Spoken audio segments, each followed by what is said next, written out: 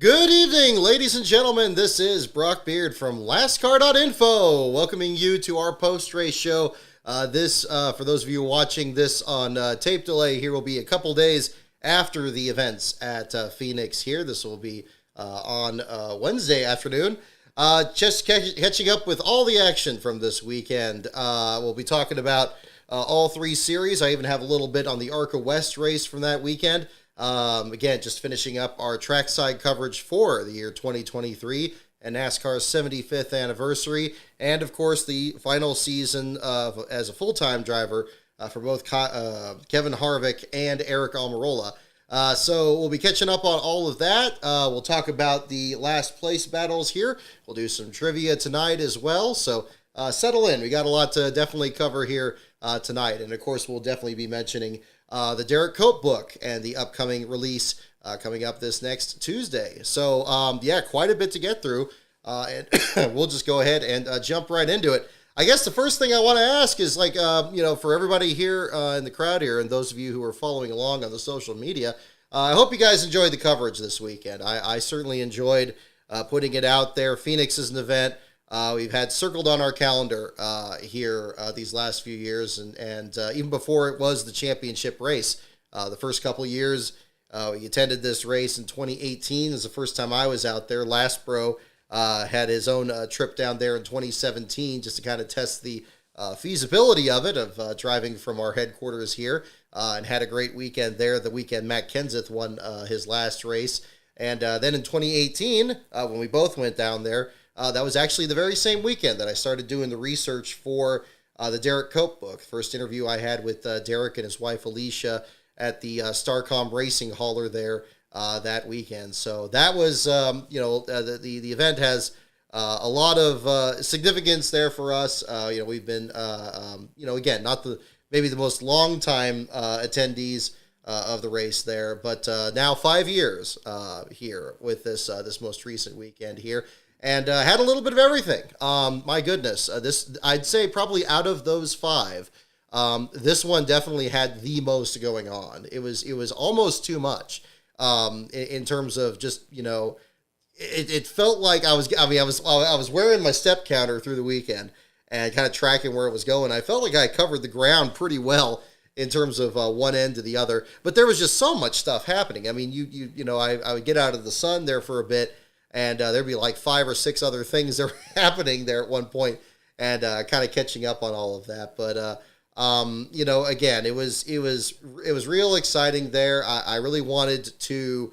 I try not to get swept up too much in things that everybody else is watching. It's very difficult to do that at championship weekend, when of course the championship 4 is central to the story, and then again even more with Kevin Harvick's last start, and also Aric Almirola's to again not overlook him in all of this as well.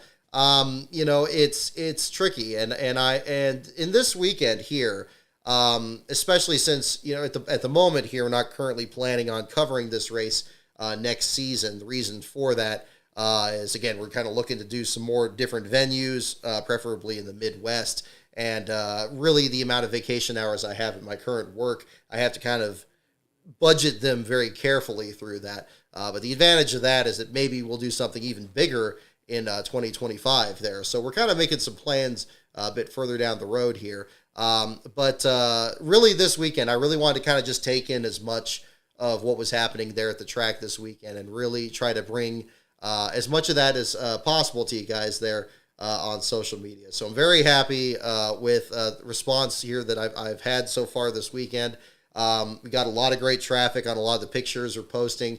Had a lot of fun with like the diecast pictures in particular. Really, all the way up till about, I think it was about 11 or 11:30 that night before going out into our first travel day last Wednesday. I was looking for that Kevin Harvick diecast. I knew I had it somewhere, but I was digging through everything there, and I finally found it right on my way out of the storage room there, and glad I brought it along there because I didn't think I would get that clear a view of the car, because I did this in the past. Those of you that followed the feed a bit longer, I did this with Ryan Newman, with what was at the time his last start. Of course, now he was even in this race here driving the 51 car, so that's certainly changed.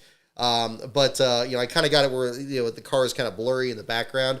But ironically, one thing I think that was kind of interesting in this particular one, and I'm kind of hopping around, but I'll try to do more of a chronology here in a little bit. Is covering last place actually helped in that scenario. I don't know how well they showed this on TV. I haven't seen the full broadcast of Sunday's race yet. But basically the way they set it up, the pit road at Phoenix is really, really long. I mean, abnormally long. It's not just the one straightaway like it used to be, for one part of, or I guess it's always kind of had the curb at one point or another at the track. But you can have the tail end of the field clear off of turn 2 there on the back straightaway, and the front of the field all the way around at the dog leg. And basically the way they had everything situated, they had the pace car there on Sunday. They had kind of an open spot there, kind of a gate where you could walk around because the championship 4 were staged kind of one after each other there at that point. And Harvick, of course, had qualified third, but he wasn't lined up third on the grid. So they had basically everybody else. I think it was Truex that was the next highest qualifier in this group that wasn't a playoff guy. So they had him and then the other cars lined up from there. And then that went all the way back around. And it was actually covering last place that helped. Because basically once I was looking for Harvick's car to get the pictures there. And I had looked at the rest of the field there. And I was like, okay, well, he's not at the front. I kind of did some filming the Derek Cope trailer that I posted today. I did that live on the front of the grid there that race morning. Took 3 takes. The part of the second take is at the very end of it, and most of that is the third take there. But I hope you guys enjoyed that at the same time. But we got that set up there and walked all the way back around. And then BJ McLeod was the 36th place qualifier. I really wanted to talk with him this weekend. Unfortunately, didn't happen. I think I should have. What I should have done is I should have talked to him before qualifying or right after qualifying. There were opportunities there, but it would have been great to understand more about what's going on with that program now that they're not having a charter next season, if their plans are coming into Daytona or if they're working that out. I assume that that's still coming together. I'm sure that even if I asked him, we probably wouldn't have got much more information, but I would have liked to talk to him because I haven't touched bases with him really since Daytona, because Josh Bilicki was in his car at Sears Point during our last coverage.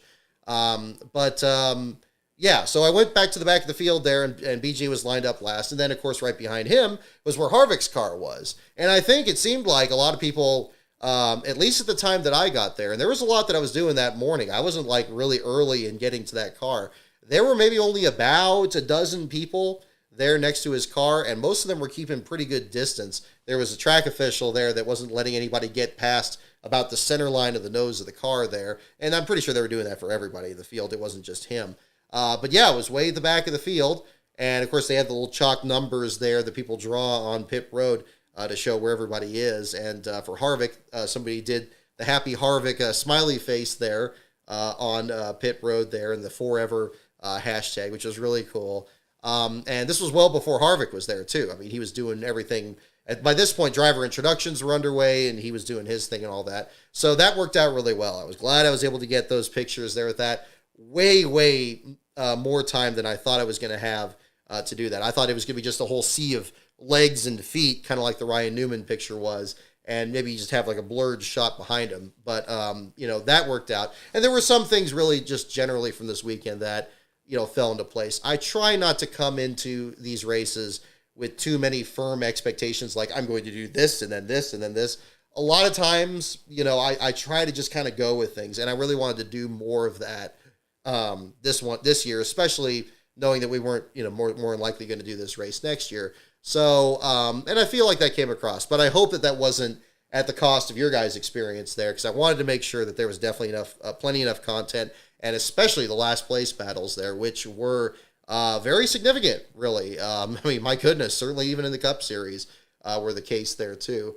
ISM Raceway, Andrew. Yeah, exactly. You could say that too. Crazy situation on all fronts there. But it was really cool. There was a lot of cool moments. We'll definitely get into that. There. So first off, just kind of jumping into things here. I hope you guys enjoyed the coverage there this weekend, because I certainly enjoyed providing it. And we had a great trip on that. We just got back here to LASCAR headquarters yesterday, about 5 o'clock Pacific.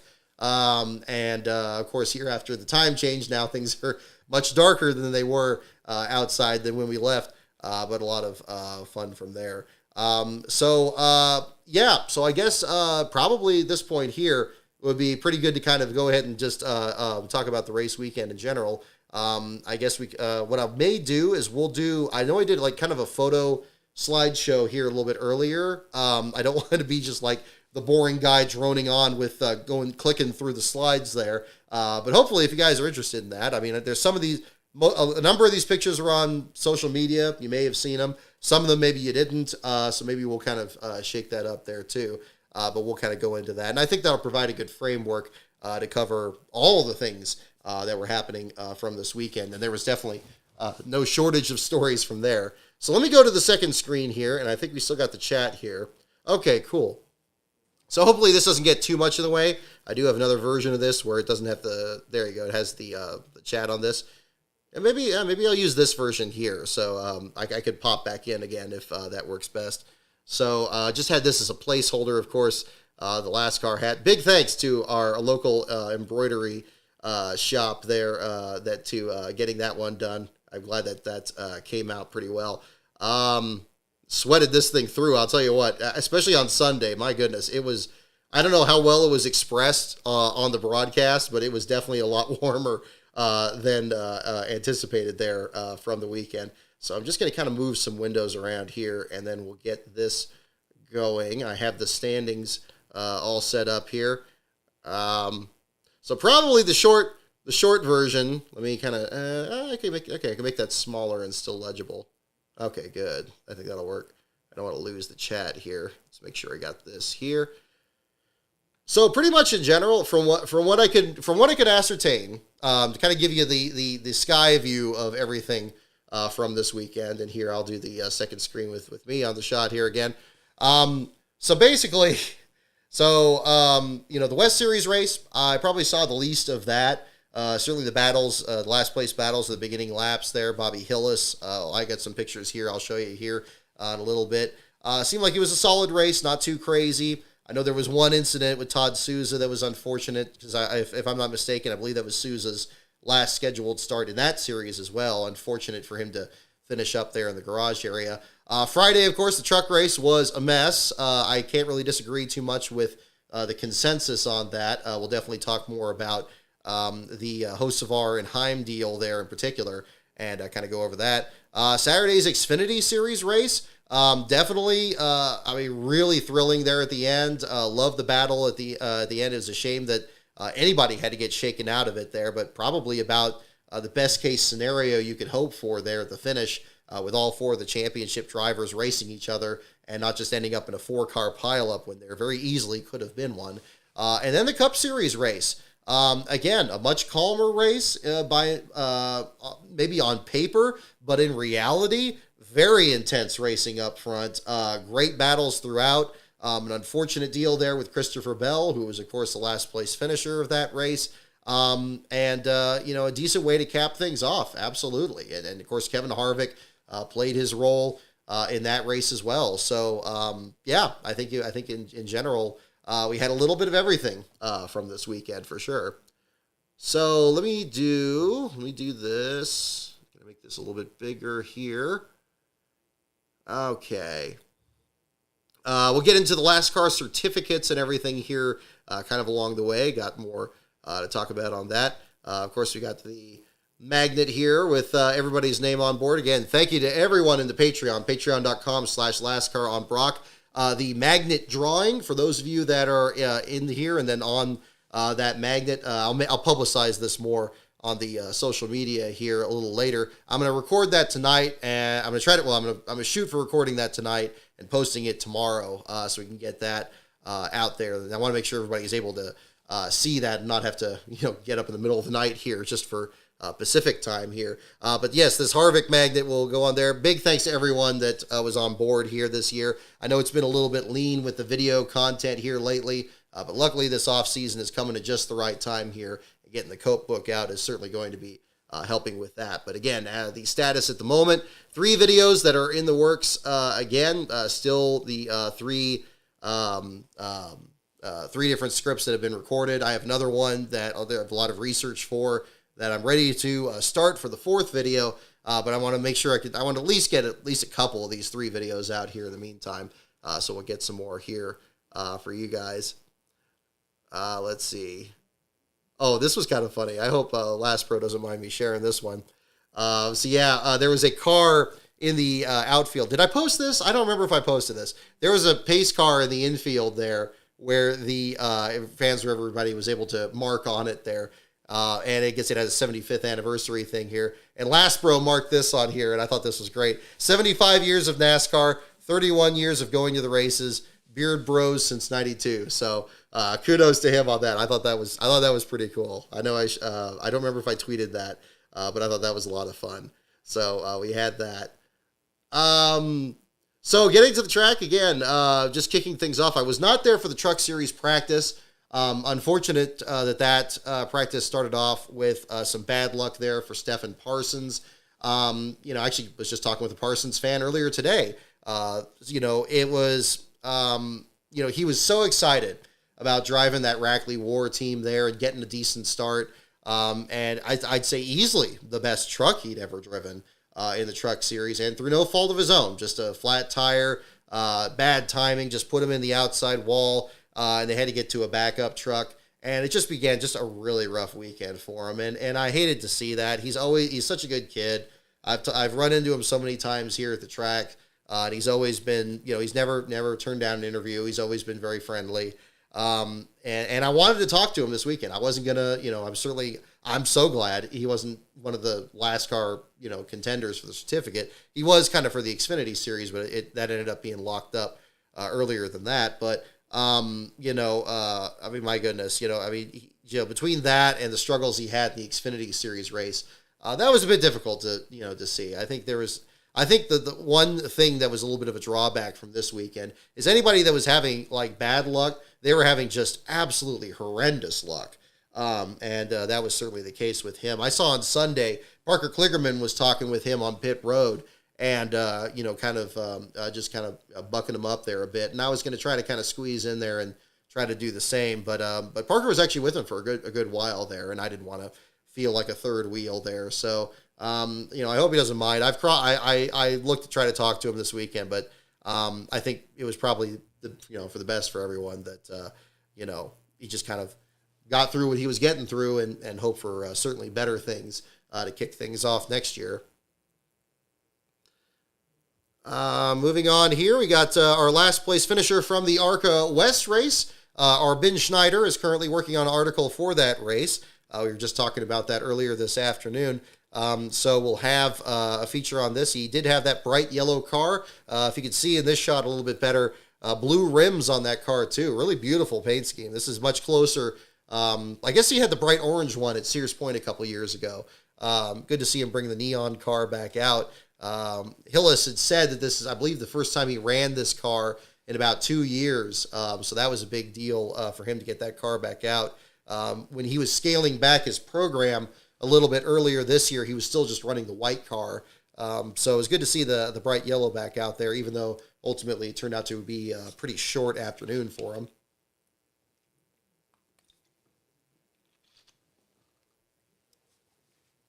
But we got Vincent Delforge's logo here on the logo there, on the lower quarter panel as well. Early in the race here on this one, he and I believe it was Dave Smith, not the Dave Smith that we've seen that I did the ride-along with at Sears Point a couple years ago. This is the Dave Smith, I believe he's from Canada. They were kind of lagging at the back of the field, as well as the number 12 entry, the Fast Track Racing Andy Hillenberg deal. They were kind of trailing back there. I believe we got a shot of the 12 here as well. There he is. Was that, it wasn't Zachary Tinkle. It was somebody else there. Can't quite read it on there. But the 3 of them were at the back of the field there for the early laps. The 27 was about to get in the outside wall. Had a flat tire, came down pit road. So here's a shot of him back on pit road with the right side jacked up. A real slow pit stop, kind of similar to a couple of years ago. I believe I came down pit road when he had an issue in the white car, and he was just in the car for a very long time. Similar situation in this case. I think in that one, it came down to like the very final few laps, and eventually just climbed out of the car, and they pushed it behind the wall. In this particular case here, flat right front tire. Here's the tire right here. Just cut down. Almost similar to, I guess, also kind of like Morgan Shepherd's deal at Phoenix. I think it was in 2019 when Landon Castle was driving for him. Had a flat tire. They just didn't have a replacement, and they basically put him behind the wall, and that was it for him. That was kind of the deal with this. But Hillis's car pretty soon after this was pushed behind the wall. I think I just have a shot. Yeah, I mean, he's already out of the car at this point. You got the dropped window net. And then over at the hauler here. So let me get this other shot. So yeah, the crew here, this is Hillis here in the foreground. Oh, we used the mouse correctly. There you go. Hillis over here in the black uniform. So the crew was actually, when I got over there, there really weren't too many other people there. But the team was showing me this bit of damage right here. So again, it doesn't look like much, especially with the car not on the track. Let me see here. Try to get that timeline out of the way. There you go. There, that's a little better. So this little piece right here, apparently when the car was bogged down in the corner after it cut the tire down, or even before it cut the tire down, this was actually pushed like against the tire. And so it actually cut that going through, I believe, turns 1 and 2. And the team actually demonstrated this when I came up there. Like a couple of the guys actually jumped on the front of the car. And I think this was when they did that, that it actually pushed this really close. Now, by this point, they had actually pulled it away from the tire. So you didn't actually see it actually get, when they stood on it, it still cleared it a little bit. But I guess they had some contact with somebody, or it was rubbing maybe from the start, and it pushed in there, and then it cut that tire down. So that was kind of the situation there. I got a couple other shots. I think, yeah, they steered the wheel. Where was it? I think this is, yeah, they actually, see here, in this shot here, they actually turned the wheel to the left there to actually simulate the clearance that it had actually going through the corner. And again, you can see in this shot here, it's actually a little bit closer than it was when the wheel was turned the opposite direction there. But an unfortunate deal for that. I did get a couple quotes from him on that. I'm working on getting that condensed down and adding that to Ben's article for this race here. And then that'll be up here later this week. So look forward to that. But again, unfortunately for him, out of the race very early on. What did the results actually categorize that as? Mechanical is the reason out there for the number 27, as opposed to a crash. So that was kind of the situation there with him. From there, I think this is kind of interesting too. You kind of look at, in this shot here, if you look kind of just below the checkered flag logo, this R decal was kind of added on after the fact here, kind of like just pieced together to kind of get the word racing back on there. I guess a tire mark or something was on there from before. So I just like little details like that where they kind of fix things up a little bit, that you just kind of notice a lot closer. But kind of an interesting, always interested in seeing that team out there. But that unfortunately wasn't the outcome they certainly wanted here. So for a lot of the West Series race, I was mostly in the Xfinity Series garage and checking out the other cars here. So of course we got, let me take this and take the chat off there. There we go. You can see this a little bit better. Be nice if it just stayed big like that. There you go. Got Clemens' car. Just really sharp paint schemes in person. I posted this one as well here. Ryan Ellis's car with the Spider Energy drink machine. Where is it? Here is the Yaley car, the fan-controlled car. Again, as I mentioned on social media, and Mark, one of the members on the team here, was really cool talking to me about this. So apparently the sponsorship, these faces that are around the control logo were twice as big as they should have been. They should have been half as big as this, and they're going to be lined up down here, like, I guess, 2 on either side of the word app here, and kind of put them there. But since they were so big, I mean, they weren't going to reprint them or anything.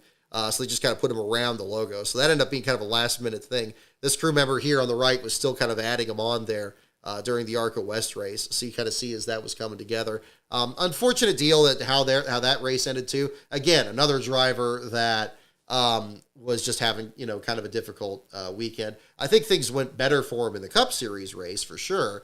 But in the Xfinity Series race and with this creative sponsor and be able to run in his home track, it was disappointing to have that incident there with Chris Hacker on the backstretch that ultimately put him out of the event. Let's see here. We got some shots of Timmy Hill's car here. 66. As I pointed out a little bit earlier, it's may not be very easy to show on here as well. But again, you can see that the number 13 was actually behind the wrap here on this car. And it's a little, it's probably still hard to see, but there's like kind of the open part of a 3 here.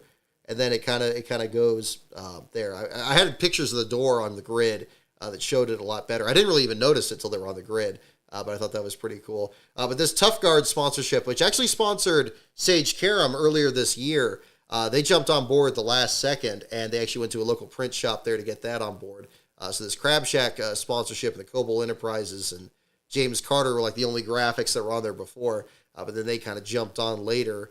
So this was, obviously, by that point, they already had that applied to the car here, so you have that. Got shots of the 75th anniversary tires there. I thought that was a pretty cool deal. This is, let's see, Nick, I believe Joanides that had dropped out of the ARCA West race. So this is, again, going through the Xfinity garage here towards the end. Pretty heavy damage on that. Brett Moffitt's car going through inspection, one of the last car Xfinity Series contenders. Going into Saturday's race, you got another shot of the 71 here, where you can see the blue paint off the outside wall, kind of streaked on the side of the car there. And then, yeah, pretty heavy damage, kind of pushed in the right front pretty clearly there, so you can see that as well. Going through the opposite side of the Xfinity garage, I thought this was interesting. I tweeted this as well. Everybody had, each one of these ports has enough room to get 2 different teams in there. But for the, of course, for the Championship 4, they spaced them out about as much as they could, and each car has like 2 stalls, so you have kind of this big space. You got Allgaier here, John Hunter, Cole Custer, and Sam Mayer through this shot. So I thought that was kind of interesting to see. Let's see. I'm always very partial to Sammy Smith's paint scheme. Cool that he won the pole for the Xfinity Series race as well. I definitely wanted to get as many shots of this as possible, especially as the sponsorship and the driver making changes next year. So last chance to really see this car, and glad that at least qualified well. Obviously, his race took a couple of turns in the event itself. Here's a shot of Todd Souza's car here after the incident there in the West race. Doesn't look too bad on this side, but then when you look on the other side, kicked in pretty good there. Got one of the shop wheels there on the left rear. Didn't get a comment from him on that one. He was already pretty much gone at that point. I don't think he's in this shot here, but the team was pretty much done loading up by the time I came by there. Joey Gase's car is always a head turner there. He always gets some great paint schemes. Got the hand prints on there. Seems like we see this most every week there. Again, beautiful paint scheme. The bright orange around the numbers really pops. The light blue there looks good. Good way to cap off their season there. And again, was kind of more the long shot in the last car Xfinity Series Championship, but you have that at the same time. We got the Truck Series grid. By this point, they were kind of all staged in the middle aisle. To the right of this shot here is the Xfinity garage in front of those fuel pumps at the right side. Here, we get the cursor on this screen. And then the truck garage is behind this tent. This is the inspection tent. You got some of the truck haulers here at the far left. And then the Cup garage is behind this gas station, much closer to the track surface. And that's where the garage buildings are. They're almost pretty much the same part of the building as the media center, if you've never been by there before. These gates are just everywhere. It's a little bit of a maze trying to navigate your way through. But once you find where the openings are, they tend to, these last 3 years in particular, it seems like they've kind of kept that more or less the same. So that's been good. I think the ARCA West teams were, that's right. They shared the Xfinity garage because that's where Souza's car was. That was on the back side of the Xfinity garage. You can kind of see them both at the same time. Here's Stephen Parsons' backup truck. This was during inspection. You got one of the NASCAR officials here in the middle of the shot. They were actually taking some, look like some caulk or some glue, kind of gluing something together here on the rear glass and getting that together. They had like one of those industrial adhesive guns there. They were kind of working on that. So again, a lot of struggles for this team. You got Stefan standing here Just a rough weekend for him. I hated it for him, on that and the Bailey Curry accident, and we'll certainly get into that. We'll talk more about the races individually here a little bit, but we'll kind of build up to that here from some of the pre-race action. Let's see, what's this? We got Ty Majeski's ride here. Thought this looked nice. This orange was really cool in the front. I'm always a sucker for that color, but they look pretty hip. This was interesting. Here's a shot of Zane Smith's truck in there, and they actually had to take some Bondo to the right rear corner. I'm sure a lot of drivers getting pretty close to the walls there during the race. In this case, getting the back, the rear right corner. They had sanded it down. And you see they took part of the rear spoiler off, and you got the cockpit sealed up here as well.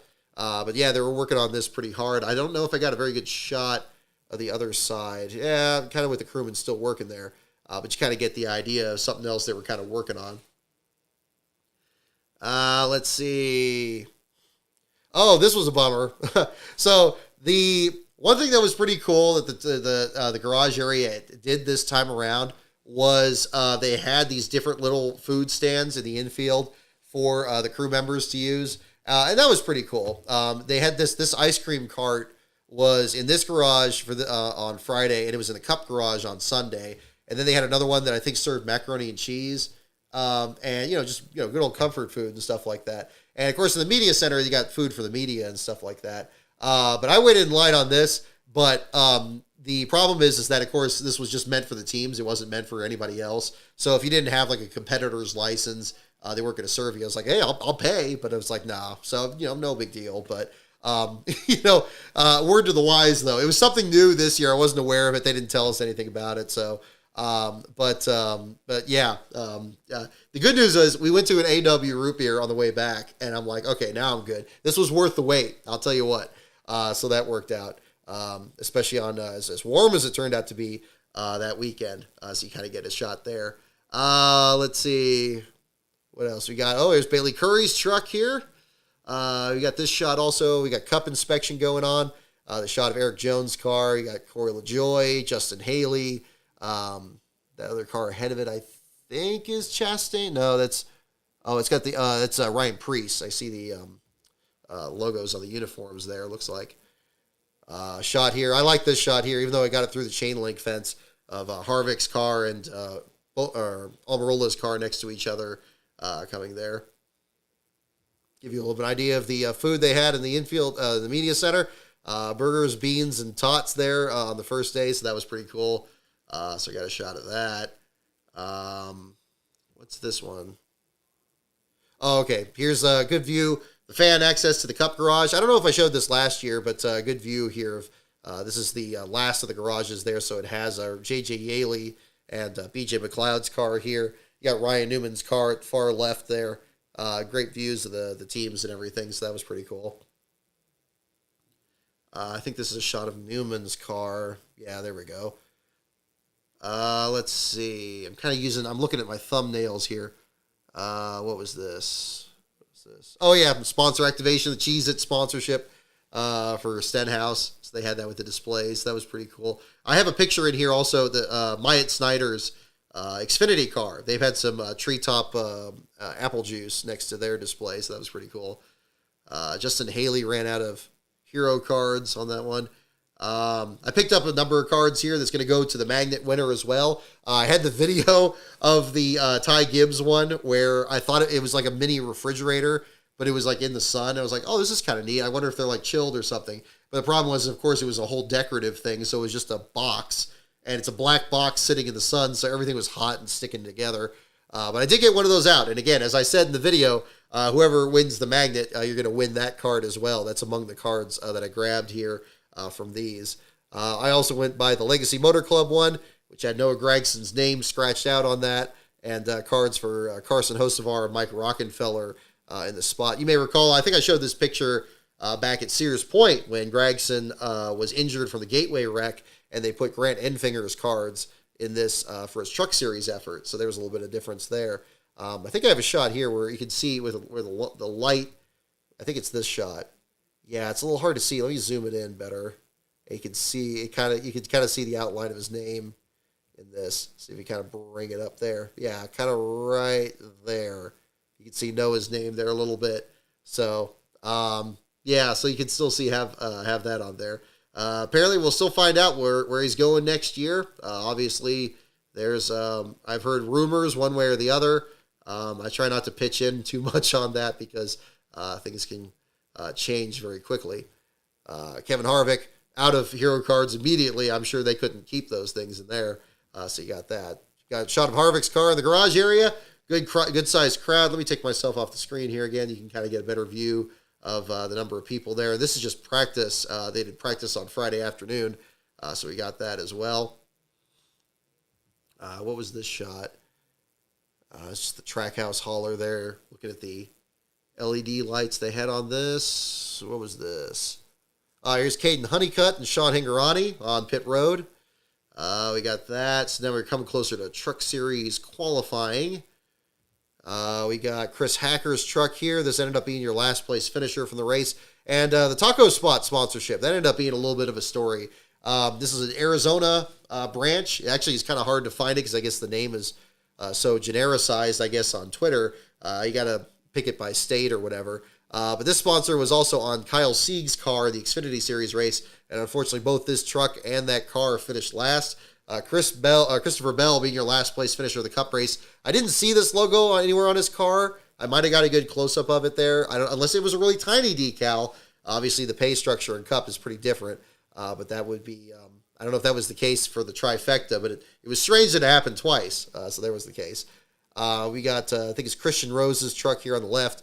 And on the right here, we got Keith McGee's truck that didn't qualify for the race. Let's see. Caden Honeycutt's truck here without the sponsorship. Let's see.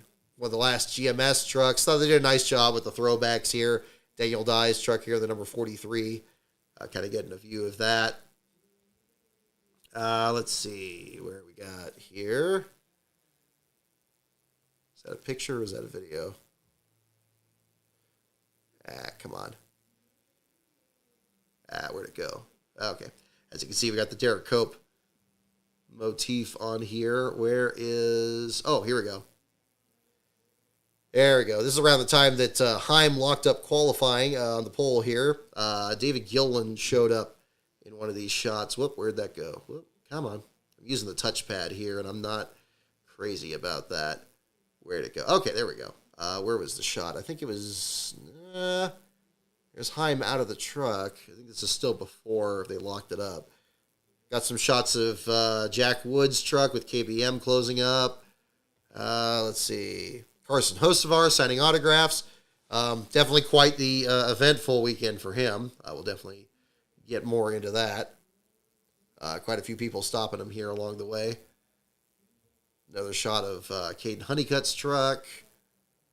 Here's Keith McGee's crew. This is around the time they got the Ilmore specialist here at the far right here. This is around the time the qualifying was wrapping up and they had missed the show there. Let's see. Yeah, here's Spencer Boyd, the other DNQ. So this is like the end of qualifying when they were pushing both of them back. They were loaded up there pretty quickly. Yeah, there's McGee's truck going to the garage there at the same time. So you kind of got a view of that. Okay, so then we got Brad Perez.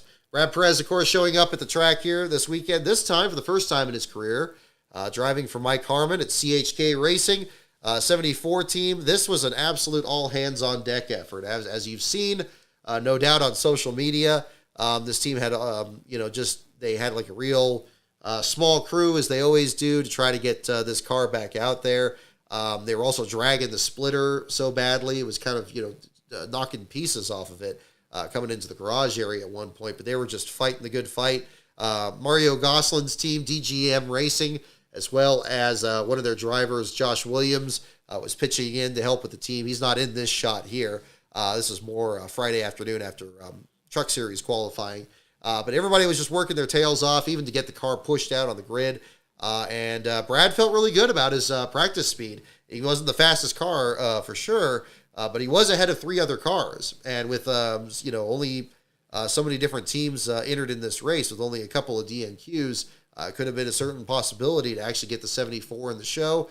Just went in the corner, just overcooked it a little bit, got into the outside wall. Heartbreaker for that. But again, for his first ever laps at Phoenix, Again, I think it's, it's good that it was more serious damage than it was. I know Perez tweeted earlier today showing him unloading the car, and didn't look too bad. I mean, knocked the rear bumper cover off there, but definitely could have been a lot worse for sure. But kudos to the team there for getting that together.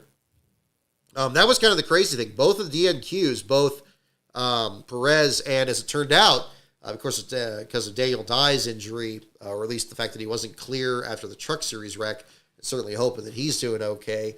The Leland Honeyman, both those drivers that didn't qualify for the race, never turned a lap at Phoenix before, and so they really had an opportunity. So that was pretty big accomplishment. They really weren't that far off, and if things played out a little bit differently, obviously in the case of Perez, he had to kind of cancel his lap after the contact. But Honeyman didn't seem like he was too far off either. They'll definitely be back. Seeing a question in the chat here. Did I speak to Pockrass or Gluck? I spoke to Pockrass briefly. That man is always so busy, and I'm so glad that he does what he does, so I don't have to do it or anybody else, because he knows this stuff backwards and forwards. So I just give Bob his space. Just exchange pleasantries, just said hi there. Gluck, I think I gave Gluck one of my cards for the Derek Cope book and was talking to him about it, and he was really cool about it and supportive of that. I went to his tweet up there on Sunday. Hopefully, if you're in here and you came by there, I hope I got a chance to see you. I think I got there about 9:30, so I guess I was a little bit later in the group there. But Chase Briscoe was still there, and seemed like we had a pretty good sized group. So I didn't get to talk to everybody there. I'm sorry if I missed you guys or anything on that. I try not to be too exclusive with anybody, but actually had a really good conversation with a couple people there, both about the website and the Derek Cope book. So that was a cool way to kind of start the day off there. To answer your question, I did speak with both of them. Gluck a bit more than Pockrass for sure. Everybody, the tricky part with this weekend, it was almost too difficult to promote the book this weekend. I thought it would make it easier by it being championship weekend because you're going to have so many people. And but the problem is everybody's there, of course, for the championship, and I felt a little self-conscious distracting too much. If somebody recognized me, or if I was talking to somebody, I was going to give them a card for sure. But it was definitely a matter of quality over quantity. There was one point I was actually on the red carpet on Sunday because the only way you can get into the media center when the drivers' meeting happens is taking the red carpets. You got to walk by there, so. I ran into a couple people from there, and, if I gave one person a card, pretty much anybody else I was standing there, I'd give them cards too. Probably handed out maybe 50, 60 cards this weekend. I bought like 200, so I had plenty of them. I was pretty much just going to just toss them out everywhere. I'm not a big or flashy enough person. I'm not the kind of person where everybody, recognizes me. So I didn't feel like actually doing something like that. I could have done something like that, but it didn't feel right. And I didn't want to get in the way of people trying to get autographs and stuff like that. There was one point I actually had a good, good conversation with somebody, and he was asking me if Kyle Busch was still in the media center, and I didn't see him in there because I just got there, but he popped out. Once he came there, I just got the heck out of the way because, of course, everybody's going to try to get that. So, but it was cool. Everybody was very friendly, so that was fun. Hey, Jonathan, thanks for popping into the chat. I'm sorry I didn't say goodbye properly there at the media center. So thank you for tuning into the show here for sure. Appreciated you hanging out, and thanks for the pictures as well. Jonathan got a great picture of me holding these LASCAR certificates at the same time. So I got that too. So big thanks to you, Jonathan, on that. So let's see. Let me go into some more of these pictures. We're pretty close to talking about the Truck Series race. We got a couple other things to talk about here. Again, another shot. We got Mike Harmon in this shot here looking at the engine. I gave him a status update on one of the videos I'm working on, which is, again, the video about his hauler theft in 2020. I do have the audio of that done. Visuals are starting to come together. I was rushing it to try to get it done before Phoenix. Didn't quite work out. But he was really cool about it. I talked to him about it and just gave him a status update. I hope to have that done. I'd love to get it done this month. I think that's a pretty reasonable deadline here. Maybe it'll be the Thanksgiving video or something a little bit earlier.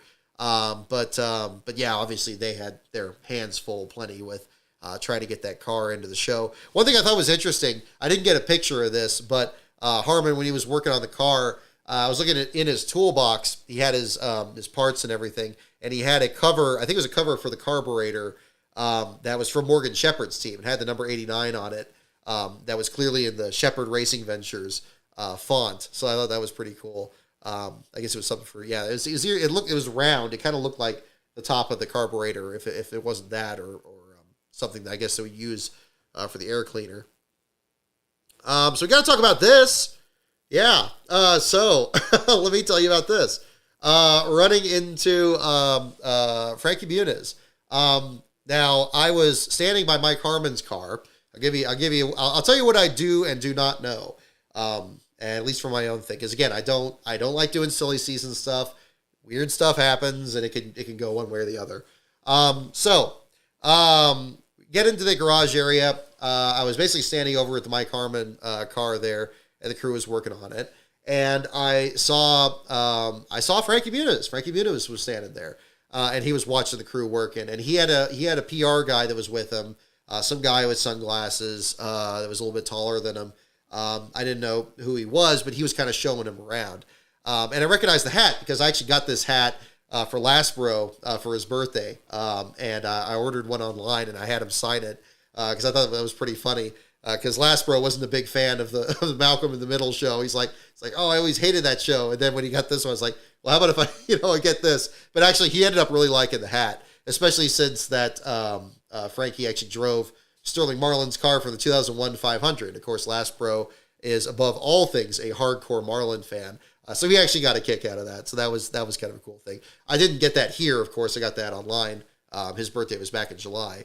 But that aside, I saw him there, and he started walking along here. These haulers are on the facing the backstretch. So this was leaving 74 cars like behind him by about 200 feet or so.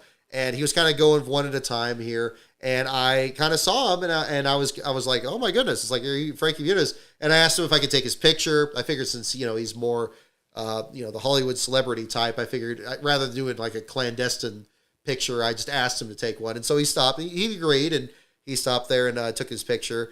And shortly after this, his PR person led him over to the RSS hauler for Ryan Sieg's car. And when he did that, he grabbed a water bottle from one of their coolers, gave it to him. And when they stopped there, I kind of caught up to him again. And then I asked him, I was like, okay, well, I'm probably gonna have a shot and maybe ask you like one question. And because he was polite, but he was kind of brief. He seemed like he wasn't trying to hide. He's wearing his logos, but he was kind of in a hurry. But I asked him, I said, look, it's like, oh, it's great to see you here. I mean, are you here with the team, or because I noticed he had the credential with a little tag on it there. Looked like that would be something more like a VIP or maybe a tag he got from one of the programs. And he just said he was here with the team, but he didn't go into more than that. He kind of just said it simply there. I was going to either, congratulate him on the ARCA runs this year or ask a follow-up. But by then, they were pretty much moving along the way to the further down the haulers there. But the other guy was keeping a pretty close eye on him and going through there. Now, the story came out later on saying about him driving for RSS next year. I talked to the person that posted that. They have their own sources, but just so you know, none of those sources are me. I didn't know anything about that, or any. I didn't have any information. That's all I knew. I saw him there. He was by the RSS hauler. He got water from one of his PR people, and he was there with a team. It probably was with RSS. I tried to get it. The picture. It's a little hard to tell where the credential came from. I guess you can't really see it in the shot. Sometimes. Can enhance, find out. Yeah, he's got the Truck Series tag there for Friday. Yeah, just a Truck Series deal there. He's got two cards there. Maybe he's there Friday and Saturday, not sure. But really, cool to get a picture there. I thought that was nice to get that shot because I haven't been to any ARCA races there, but there was that. So so that was kind of crazy, but. People really got into that picture and were kind of speculating and stuff, but I'm just like, look, just like last year with like, the Ty Gibbs thing and some other stuff there, I try to just keep an eye out if something is happening. and then try to ask something that's going on there. But it was clear that, yeah, he was polite, but he was very brief. He wasn't going to give a lot of information. And I don't know if anybody else talked to him. I'm sure probably after the picture was posted, people were looking for him to talk to him. There was definitely no shortage of media. It was jam-packed. Big thanks, by the way, to both the folks over at NASCAR and the track officials there. I got a great seat in the media center there. I was right in the main aisle where drivers were coming in to the infield to the media center, and I had a direct view of the stand there where the interviews came in. That's why I try to kind of use that a lot more and actually sit in the media center. I was there for the State of the Sport speech and a couple other interviews. Certainly the post-race ones. I saw the Ben Rhodes thing for sure. I saw the one in 2021, so it was fun to see that again there. But yeah, so everybody was really cool through that. Let's see. Let me get my folder back up. What else we got here? We're getting pretty close to the Truck Series. We'll talk more about the Truck Series action. What shot is this? Oh yeah, the box of Josh Williams cards. I always get pictures of these displays. They are always interesting here. Here's Brad coming in during practice. Again, the car kind of bottomed out right below this shot. There was a drainage. There was like a shallow drain and then a drain cover. It seemed like every car that was running this over was kind of just bottoming out. But his was definitely bottoming out more than any other car. You can see it's canted over to the left pretty hard in this, as I guess as well it should be for a track like this. This crew working on it some more here. Let's see. Oh, I got questions when I was there about which hauler Raja Caruth's team was using, and it used this white hauler with the Hendrick Motorsports thing, so I got a couple shots of that for the person who was asking about that, so that's where that came from. This is kind of under the lift gate. Talked to Perez shortly after. Another thing that was interesting with this, so here's kind of the opening. One thing that was kind of close, and there's the security guy here was kind of keeping an eye out for this, because this did end up being a little bit hazardous. So this is the entrance to the garage area, kind of just left of center, right where the mouse is. And then you come in, and then there's a row of garages to the right here, and then there's another row on the outside of that same building. That's kind of what we were looking at earlier. And most cars would swing out pretty wide. They would go at least where this grate is, or they would try to go around this grate to where this manhole cover is. But I was standing right here. There's this cart here that's sticking out from Raja Caruth's thing, and it's not the first trailer. It's the second trailer. It's over here, and I was standing there, and I felt like I was out of the way. I felt like I wasn't in the way of anything. And most cars were nowhere near me. They would just come in from practice, and of course they're hurrying because practice is so short. But I was standing here, and there were two cars, and I know exactly which cars they were. It was Justin Allgaier, and it was John Hunter Nemechek. And it wasn't all four of the playoff guys, because Sam Mayer and Cole Custer didn't do this. But those two guys, I swear to God, they cut off this as close as you could possibly get. And I know that you're fighting for every extra inch, and you're probably just cutting this corner as tight as possible so you can get back to your stall as quick as possible. But they were literally so close to where I was standing that as I stood here at this corner on this side of it, so they could see me when they're coming in, I could look into the driver's side window net and into the driver's cockpit. Like, they were that close. Like, I hated that I didn't have like my camera rolling at the time. John Hunter was the first to do it, and then Allgaier later. And at that point, of course, I got the hell out of there because I'm like, okay, this is way too close to where all this is happening. But that was crazy. I've been in this spot before, because a lot of times the small teams in the Xfinity Series are kind of right here at the end. Of course, the Hendrick one's there because it's just a part-time deal. But yeah, that was pretty close. I mean, they didn't hit me or anything. There wasn't a situation. But I'm sure they brought this guy out because it wasn't just me either. There were a couple other guys that were standing there too, and they kind of shooed them away too. So that was kind of the situation. But that was kind of a close one. Let's see. I had the interview with Brad Perez. Here's Leland Honeyman's car, one of the DNQs. Here's the Josh Realms hauler there. We got the sunset pictures. There's the one of Alex Bowman. I got a couple other shots. I always seem to get one that's pretty good. I think I got one of Eric Jones last year that turned out well. But one thing you'll see, it's a little hard to see in this shot, but everybody's got this down to a science. Like those really good shots of the Star Wars cars, those were taken further up. There's a couple, I think there's like 4 photographers over here that are like taking a knee kind of in a row. And they were all just getting these great shots, especially like ground up shots of these cars. Absolutely beautiful shots. There were some of those that were just incredible. I didn't want to get in their way. They pretty much had the entire stretch from where these tire stacks are to basically where the cars were. Like they were really close to it. But I'll tell you what, they were getting those shots. So any of those great ones you saw, that's where they were standing. They were like right in this area here. You might see it better in this next one. I got one here of McDowell.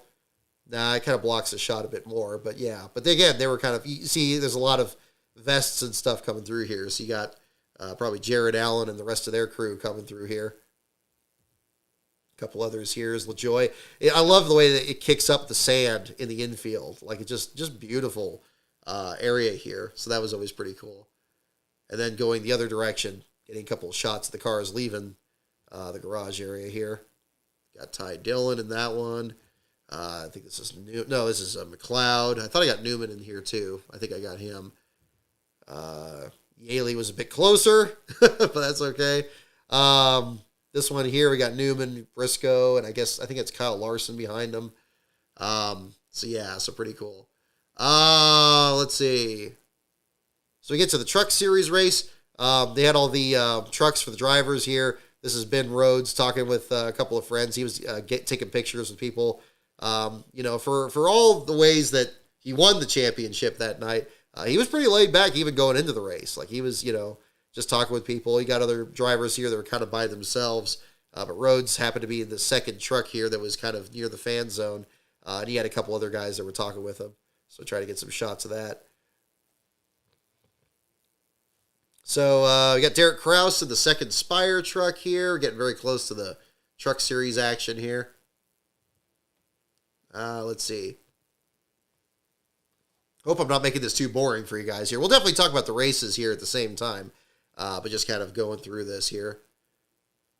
Got Sean Hingorani's truck. Let's see. What's this one? Okay, there we go. We got, I believe, Tanner Gray's truck. 15. I'm waiting for this guy to win. He's getting closer and closer. One of these days it's going to happen. So we'll see how that shakes out. So I did have the certificates on hand. I kind of did this where I was kind of going from one team at a time and kind of taking shots of them. We got a couple of these with the teams here. There's Colby Howard and so forth, and Zane Smith, and of course Josh's. Josh wasn't entered in the race, but the 33 was there with Keith McGee. Of course, when McGee didn't qualify, then that changed things up a bit from there. It's a shot of Stefan in the 25 truck, the backup truck. The Truck Series pictures I got here are kind of blurry, but I got a couple shots here. This is kind of towards the beginning of the race here, back when Nick Lights was towards the back of the field. You got, I believe it was Tyler Hill for this one, and then there's Hingorani again there next to him. Hill coming down pit road for the speed check. There's Parsons' backup. Let's see. So we actually got the race here itself. So I guess we can go ahead and jump into that. Let me pull up the race results here and kind of get into all of that. We already talked about the West race, so we'll kind of skip from there. Any pics of Jesse Love's truck? I don't know if I got that. I know that when Jesse Love ended when the race was over with, Jesse Love had a huge bumper bar because he was in the one truck, right? He had a big bumper bar sticking out of the nose that was probably about a foot long. I don't know where it came from, but obviously how crazy that race went. That was definitely another part of that. All right. So, let's see here. So let's kind of get into more. Let me kind of move this over here, and we'll bring this back to the full stream picture. So yeah, so let's get into the race itself here, and we'll kind of talk about the three, and then we'll kind of switch into some more pictures here along the way. So first things first, or I guess the last things first here this time. Talking about the battle for last place, we had a few drivers that were in contention for the championship in that one. Again, Josh Rial was going to end up with the title unless about 3 or 4 different drivers ended up in last place. That wasn't the case there. And then it ended up being Chris Hacker being your last place finisher as a result of this one. You guys hear me okay? Just making sure. I can't barely hear myself. Test. Okay, that's better. I think that's okay. Chris Hacker ended up being your last place finisher. Again, the unlucky Taco Spot sponsorship there on the number 30. It's still interesting. It doesn't show that as the sponsor in the race results, but I guess that's what it shakes out there. Things are kind of shuffled there at the back of the field. Tyler Hill at the back there for a little bit, but then things kind of shook up, and Chris Hacker got in the accident with Andretti. I wasn't clear that Hacker was in it. I didn't even see that initially because I was on the back straightaway. I saw Andretti come back into pit road, and they were working on the truck there. There was a crew member that came by that was really angry. I couldn't tell if it was from his crew or from, it probably was from crew member from Hackers, now that I think about it. The situation there. Andretti got out of the truck. His wife was there. One thing I thought was pretty cool, was the AMR safety crew. You always hear about, the efforts these teams have to take care of the drivers and how quickly they get to the scene, and they talk about that. I actually asked Marco something about that after he was checked out. One thing that was pretty neat was the stall where Andretti was. Marco was carted off to the infield care center really quick. Of course, he was conscious. He was didn't have any visible injuries or anything like that at the time, but was brought over to the infield care center. His wife, of course, heading over there. She was actually accompanied by another paramedic, and all along the way, he was kind of explaining, what they're doing, where it is, and what kind of tests they're going to do, and just kind of. And she wasn't distraught or anything like that, but just kind of keeping her informed and keeping her company. And I thought that was pretty neat. I don't know if they always do that or not, I noticed that when I was kind of getting over to get the interview with Hacker and Andretti there at that point, and saw that they were bringing her in there. So that was pretty cool.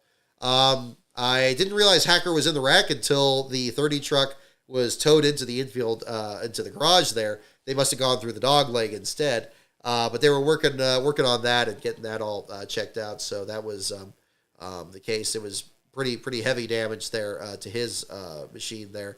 Then Andretti dropped out, and he was just upset that they fell out so early in the event there. But the right front was pushed in pretty bad on him. Both of them got interviewed pretty quick. Hacker was already being interviewed by the time I got there. And then Andretti came out a little bit later. At that point there, I would say for the first part of that race, I thought it was a very competitive race. It kept things interesting. Definitely the turning point for sure was that tango between Carson Hocevar and Corey Heim, and of course people still talking about that. I was more in the media center when all that happened. I have to say that, and I think I've mentioned this with Carson Hocevar before. Hocevar is starting to more and more remind me of Ernie Irvan. I'm hearing a lot of the same things about him that I've heard of Ernie Irvan, that I heard of Tony Stewart for a time in his career. Obviously drivers that, have gone on to have tremendous careers and everything, but not without a share of controversy, not without a share of criticism over how aggressively they drive. I feel that if it weren't for other incidents, including the circumstances of Hocevar's first win, where he had the tango with Nick Sanchez in the first corner, and then, of course, the Colby Howard incident at IRP. If it weren't for those incidents, I think if this happened in isolation, it probably wouldn't be looked at as critically as it has been. I do feel that Hocevar is being judged primarily by the net group of his actions here. Not to say that he shouldn't be. I think everybody's been pointing this out. But I don't think it would have been, it still would have been a huge deal because these are two playoff contenders and because Corey Heim absolutely had the best truck in the field, undeniably. Swept the first two stages, looked like he was not going to be headed at all. I remember when Darrell Waltrip described this with Tony Stewart. He called him the common denominator.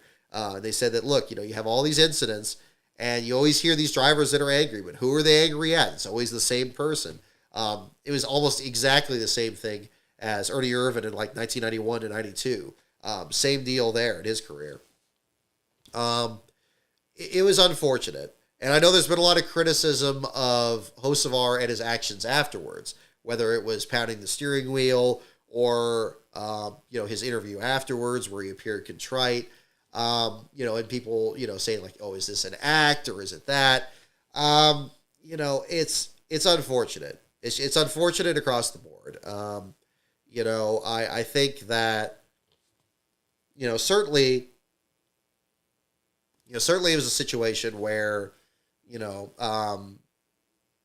I'm dancing around it, but I'm just going to say it. I think when I first saw the incident, I believed it was accidental. I think it was hard racing.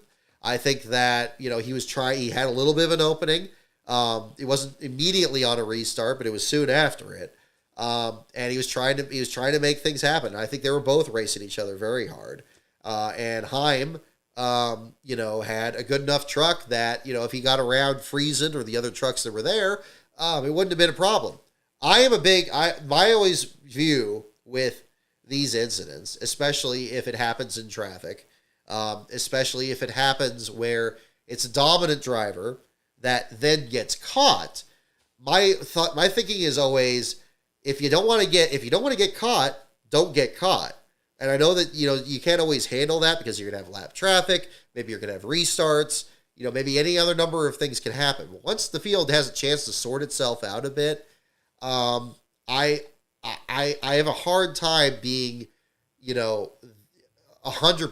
I don't like to give 100% of the fault to the person that made contact with the person. It's like, if you don't want to get caught, don't get caught. It's a race, and I really, because I bristle whenever I hear people that don't say that, like, oh, I don't like the fact that, they're being raced too hard or something like that. It's like, well, if you're racing you too hard, get away from them. Do what you got to do. If you have better equipment, which in this case, I think with Heim, he absolutely did.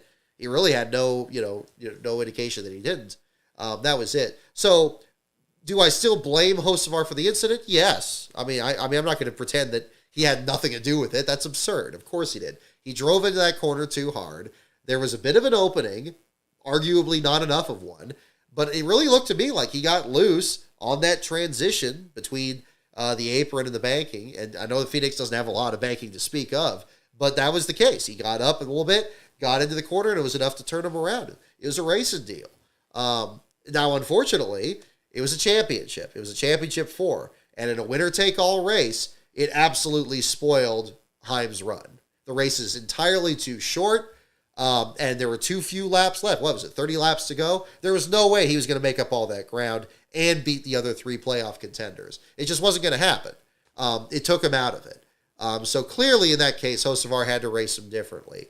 But again, I have problems with that because, this is where it's a consequence of the system. I think it was Junior that was talking about this, or at least raising it in his podcast. If you want drivers to drive over the top of their heads, and you're going to literally have it where all you have to do is beat 3 people out of a 36 truck race. You're going to do some crazy stuff that you probably don't want to do. And I think there were probably other times that maybe Heim was making some crazy moves that, we didn't see, either because he was running away and lapping traffic or whatever. But you're going to, and if you're going to have, certainly if you're going to have a lot of late race restarts, and then that becomes a mess too. It's just going to lend itself to more craziness. So I think there was so much out there, and I was just as critical about it in the moment there too, of, the drivers and the lack of respect. There were many drivers that came out very pointedly. Certainly the last 30 laps of this race, social media was just buzzing with everybody that was, saying this and that about how the race was playing out, and that was disappointing. But it wouldn't have been this situation, if the playoff system wasn't set up this way. If it wasn't that you knew no matter what, whether a person won 10 races in the regular season or won 1 race and still made it in the final 4, it's going to be a 4-way battle. It's a winner take all. And, if there's going to be a late race caution, yeah, crazy stuff can happen. Maybe the wrong person wins, or maybe the person that's dominant has bad short run speed and they can't capitalize on it. Or in a case like this, yeah, somebody's going to get spun out, and it's going to screw up their race, and they're not going to have enough time. So, yeah, I still do apportion most of the fault to Hocevar. I'm not going to pretend he's faultless in this, but I'm not going to give him 100% of it. I'm really not, because there's the playoff system, because Heim shouldn't have let himself get caught. For as fast as he should have been nowhere near Hocevar. Whatever the tire strategy was, whatever the pit strategy was, if he had that good of a truck to dominate those stages, he shouldn't have been anywhere near him. So he must take some share of the blame in that. And in point of fact, when he did come back and wreck Hocevar, NASCAR can't turn a blind eye to that. I don't care if it is justified. Look, NASCAR's painted themselves into a corner here where they already have problems with consistency. And this is coming from the guy that came out and said that Matt Kenseth, when he wrecked Joey Logano, was the coolest thing Kenseth's ever done. That could still be true, but the penalties doesn't mean the penalty's not going to be warranted. Doesn't mean the penalty's not going to be coming, or that it's not going to be surprising. Because you don't want that to keep going. I think it would have been more absurd if they penalized Hocevar, because of course everybody's still angry at Hocevar through all this, and then all the later restarts afterwards. Blaming him for that on top of it, when there were plenty of other wrecks that were happening before that. What was that? Wasn't it like the 7th caution of the race when Heim was spun out? So it was getting pretty crazy. I know you have stage cautions, but that only takes out 2 of them. So yeah, I don't take 100% of issue with that. And again, and for Heim, obviously you interview Heim afterwards, and is he going to say that he wrecked him? Of course he isn't. But it's clear that there was a situation there where, yeah, he was waiting on him and, put him at the outside wall. I didn't even see the contact there initially. I saw Hocevar just grinding against the outside wall. I thought he just had a flat tire. But obviously, if he's wrecked out after what happened with Heim and Heim's race kind of being screwed at that point, and the damage he suffered and the extra pit stops that kept him further back, yeah, it was a terrible situation. And it was a terrible situation for Grant Enfinger on top of that. I think that's the other part of it there, too. Leading in the final couple of laps, the race is pretty much over. Enfinger is potentially going to be in a position to score a walk-off for GMS Racing. And as messy as the Hocevar and Heim thing was, if those final 3 laps were completed and, Enfinger pulled off the win, and we could, have a, cool story about GMS Racing and a driver that didn't finish out of the top 20 all year and didn't DNF all year. Certainly didn't finish last. I don't think I wrote about him once except for when he was running the back of the field at Sears Point in the Cup race. That for him to run that well in the last year of a team that was about to shut down, yeah, that would have been great. And he would have absolutely deserved it, if nothing else, for being in the right place at the right time when the Heim and Hocevar thing blew up. Then, of course, that didn't happen. And things got even crazier, and you had these other late race restarts. And this is where the focus shifted much more to the lack of respect between drivers out there. We're already hearing multiple different explanations as to what should be done. I listened to Kevin Harvick's clip from Dale Jr.'s podcast, and he talked about the times where he was in the Truck Series, and you had veterans in there who had a lot of Cup experience. Because in the early 2000s, when he came up, or when he was in the Truck Series, more like late 90s, I guess, for him, by the early 2000s, he was in Cup, you had guys like Mike Skinner, guys like Ron Hornaday, guys who had been in the Cup Series for many years, that had competed, part-time or full-time or whatever, that had a lot of Cup experience and could take these drivers under their wing to express to them, it's like, this is not the way you race people, or this is the way you race people. And just make it clear to him. And the problem I had with Harvick in describing that is he kind of started to make it sound like a persuasive reason to have more Cup Series drivers running in the lower series. And if that was the argument, he didn't explicitly say it, not for the clip that I heard, but that seemed to be where he was going. The problem is that you already have drivers in the Truck Series that have some Cup experience, and also in the Xfinity Series. Especially in the Xfinity Series, where you have guys like Justin Allgaier or John Hunter Nemechek or drivers like that. Maybe they don't have as much Cup experience as maybe a guy like Mike Skinner, but why does the amount of Cup experience have to be that relevant? I think, these drivers in the Xfinity Series post-race interviews, those drivers were very much aware of being in positions where they'd gone into the Cup Series and really struggled and then came back to the Xfinity Series. Of course, your champion, Cole Custer, knows that very well from his experience this year versus last year. But you have drivers that have Cup experience that run in the Truck Series. Not as many, not nearly as many. And you also have veteran drivers. You have drivers that are just older, drivers that have more experience. I would argue that a guy like Matt Crafton, the Talladega thing aside, I was disappointed, the way that played out with him and Nick Sanchez. But it illustrates the point. He should be doing much more effort at, outreach with the younger drivers and really kind of just, taking them aside and having that role as like a Ron Hornaday or a Mike Skinner or a Ted Musgrave or Robert Presley, guys like that could just, tell these guys to slow down rather than griping about it or getting in fights with them. I mean, that's not going to be helpful anywhere. But if they could do something and fill that role, I think that's where I did agree with Harvick. I think that's the important thing. So, I think you do have drivers in there that can do that, but it's just not happening. And I don't know why that is, and I hope it's happening in Xfinity, because the alternative is going to be, it's going to raise much more attention for trying to bring Cup guys in there. So it's like, oh, we need Cup guys to keep these kids in line. I don't think that's the answer. I don't think it requires them going in there and then, again, just scoring easy victories. That's going to have the exact opposite effect. It's unfortunate that there has been this lack of respect, especially in the Truck Series, and to an extent in some Xfinity races, although I don't think it's nearly as much of a problem there.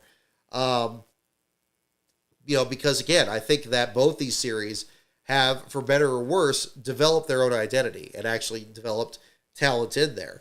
And you've had drivers that have chosen whether or not they want to develop in the Truck Series or just go to the Xfinity Series. And that's a part of a whole other discussion, you could say, too.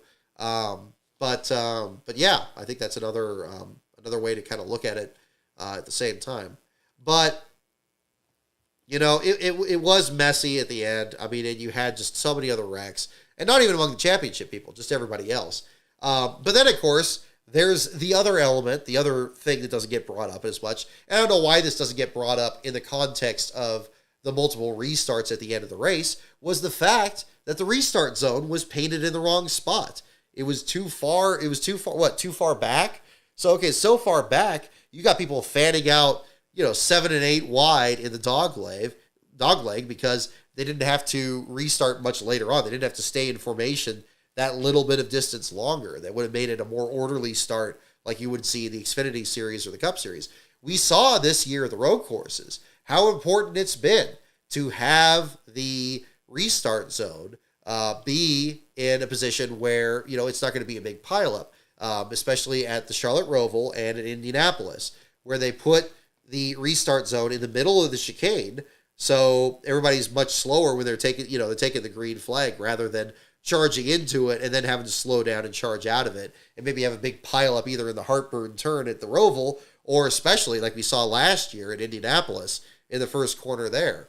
So that absolutely had a role. So again, we can be critical of Carson Hocevar, can be critical of Corey Heim too. I think deservedly so. I think NASCAR was right to penalize him. I think you don't want to encourage drivers to take it out on each other on the track, whether it's warranted or not, whether they were slighted or not, whether it's the playoffs, fault or not.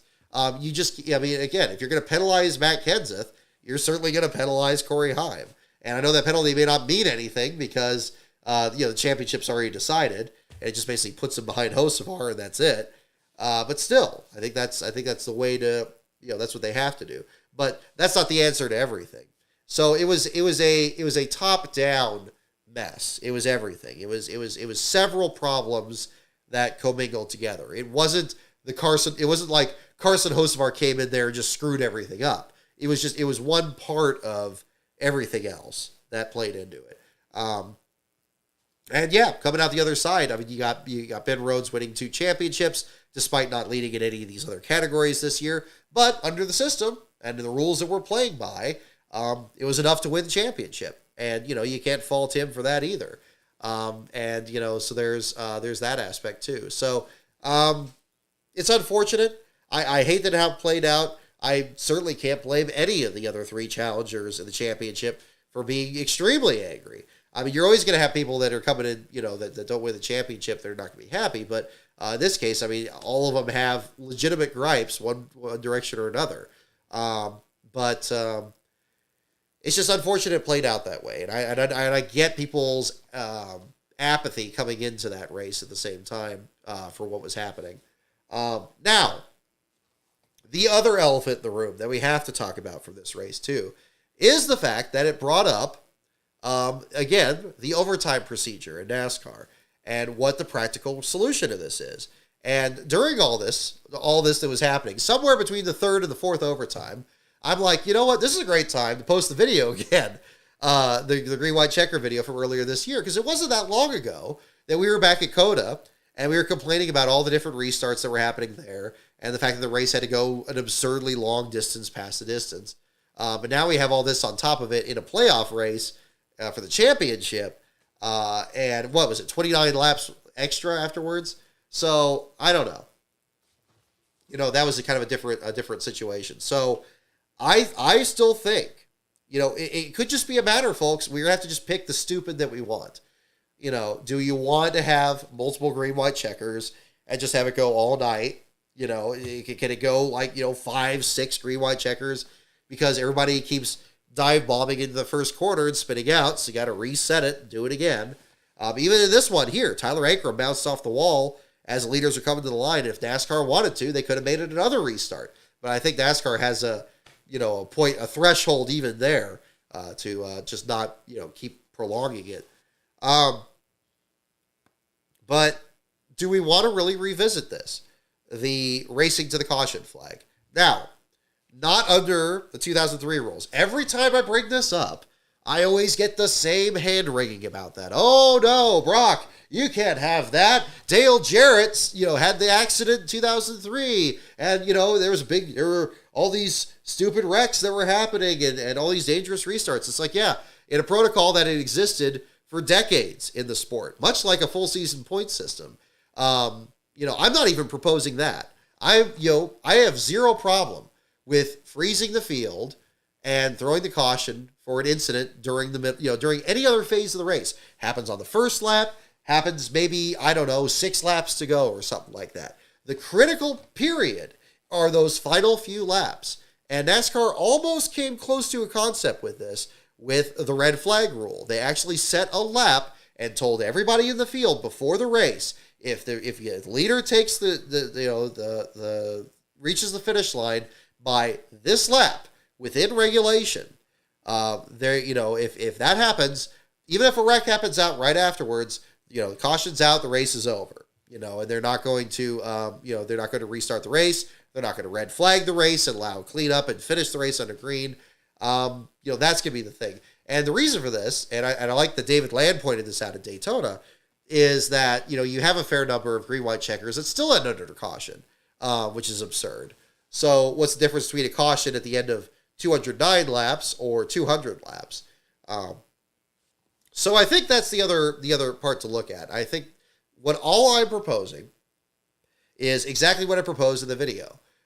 Because there's never been that reconciliation between freezing the field and freezing the field on the final lap of a race when the leaders can just clearly get to the finish line safely with no problem.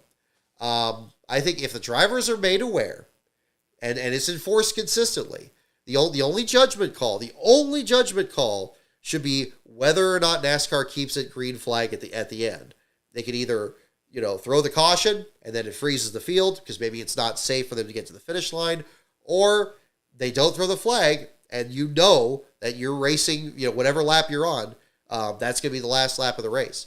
I think for most tracks, you could probably do that. It would probably be trickier on the short tracks. It probably would be hard, especially if you get a wreck on the backstretch of Bristol. They can't drive safely through it. Probably in those cases there. But not every incident is the same. I'd be okay with a judgment call in there. I think probably at the beginning, we'll probably have a number of races that would finish under caution with this rule. And we're going to have to kind of be okay with that. I know that would be an adjustment for me too, because I know I saw plenty of them dating back to 2004 at least, where they ended under caution for no reason. That Michigan race, you have an accident in turn 2, and the leaders are in turn 4, and there's nothing in front of them. Why not just let them go to the finish line? But yeah, all I'm saying is, just pick a lap. Say, I don't know, if a caution happens with 2 laps to go, if the leader reaches the finish line with 2 laps to go, everyone is on notice. That if an incident happens, if the caution flag comes out, freezes the field, race is over. Or, if a wreck happens, caution doesn't come out, you're racing to the finish line. And that's it. Maybe just make it for the last lap. Maybe just narrow it down even more. And I guess the part you'd have to figure out then is if it's 2 or 3 laps to go, and if the cleanup's going to take the rest of the race distance, that would be an issue. That would be the thing that have to be worked out. But I think something of that degree is worth looking at. And you would still have freezing the field to the rest of the race. You would still have caution flags the rest of the race. All those would be treated exactly the same.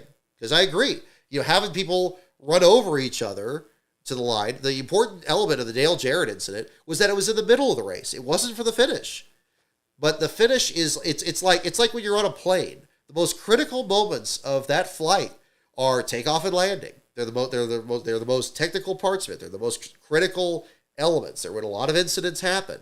And that's the same thing with a race. The very beginning of a race and the very end of a race are the most critical parts. Because at the beginning, everyone's just mashing the gas the first time, and you can have a pile up at the beginning of the race. That can happen very easily. But we understand that. We accept that. And at the finish of the race is very much the same thing. Everybody is going for every last inch. And I think it's always been antithetical to the drivers to have them at that supreme moment when they are this close to especially now, where you have elimination rounds in the playoffs, where you have a winner-take-all championship race, to have a caution just come out, and it's that's not going to be enough, and they just determine it by camera footage, and everybody in the stands is confused about who's where. That's stupid. At least let them race to the line, And again, the only exception should be if it's not safe for them to get there. And I've already hammered this in the video, and I've hammered it too much tonight. But that's another part of it, and I think that should be seriously looked at. And I don't believe, and I was surprised that the response was still so negative to that. Because I think that it's okay, well, we're just going to have more of this, folks. So I think everything needs to be looked at. It's not just, these drivers, these kids, they have no respect. It's okay, well, yeah, there's that happening. There's inexperience. But, again, there's so many other things. Why is this happening? What else could this be? Let's look at the overtime procedure. Let's look at the playoff procedure, and let's look at the role that the older drivers in the sport have. What say do they have? And yeah, should we have something where a driver is sent to the tail end of the line because they spin somebody out? Should that be looked at? I mean, I think a lot of things should be on the table here because clearly people are upset about this. And clearly they don't want it to keep going the way it's been going. So I think that's kind of where it needs to be, to kind of look at. So, yeah, that's kind of my thought on that. So, I need to step away for just a moment here, folks. I'm going to come back. I know I'm sounding more and more nasally here. I'm going to take care of that and be right back here. We'll talk more about the Xfinity and the Cup portion here at the end. A bit of a longer show tonight. I appreciate you guys still staying tuned in. I know it's kind of a weird day to do this here, but I'm going to be right back in just a moment. We'll talk about Xfinity and Cup. We'll definitely talk about the last car certificates, the Derek Cope book. We'll do some trivia. So don't go away, folks. We're going to be right back for the second portion of this, and we'll talk more about the racing here. So I'll be back in just a moment.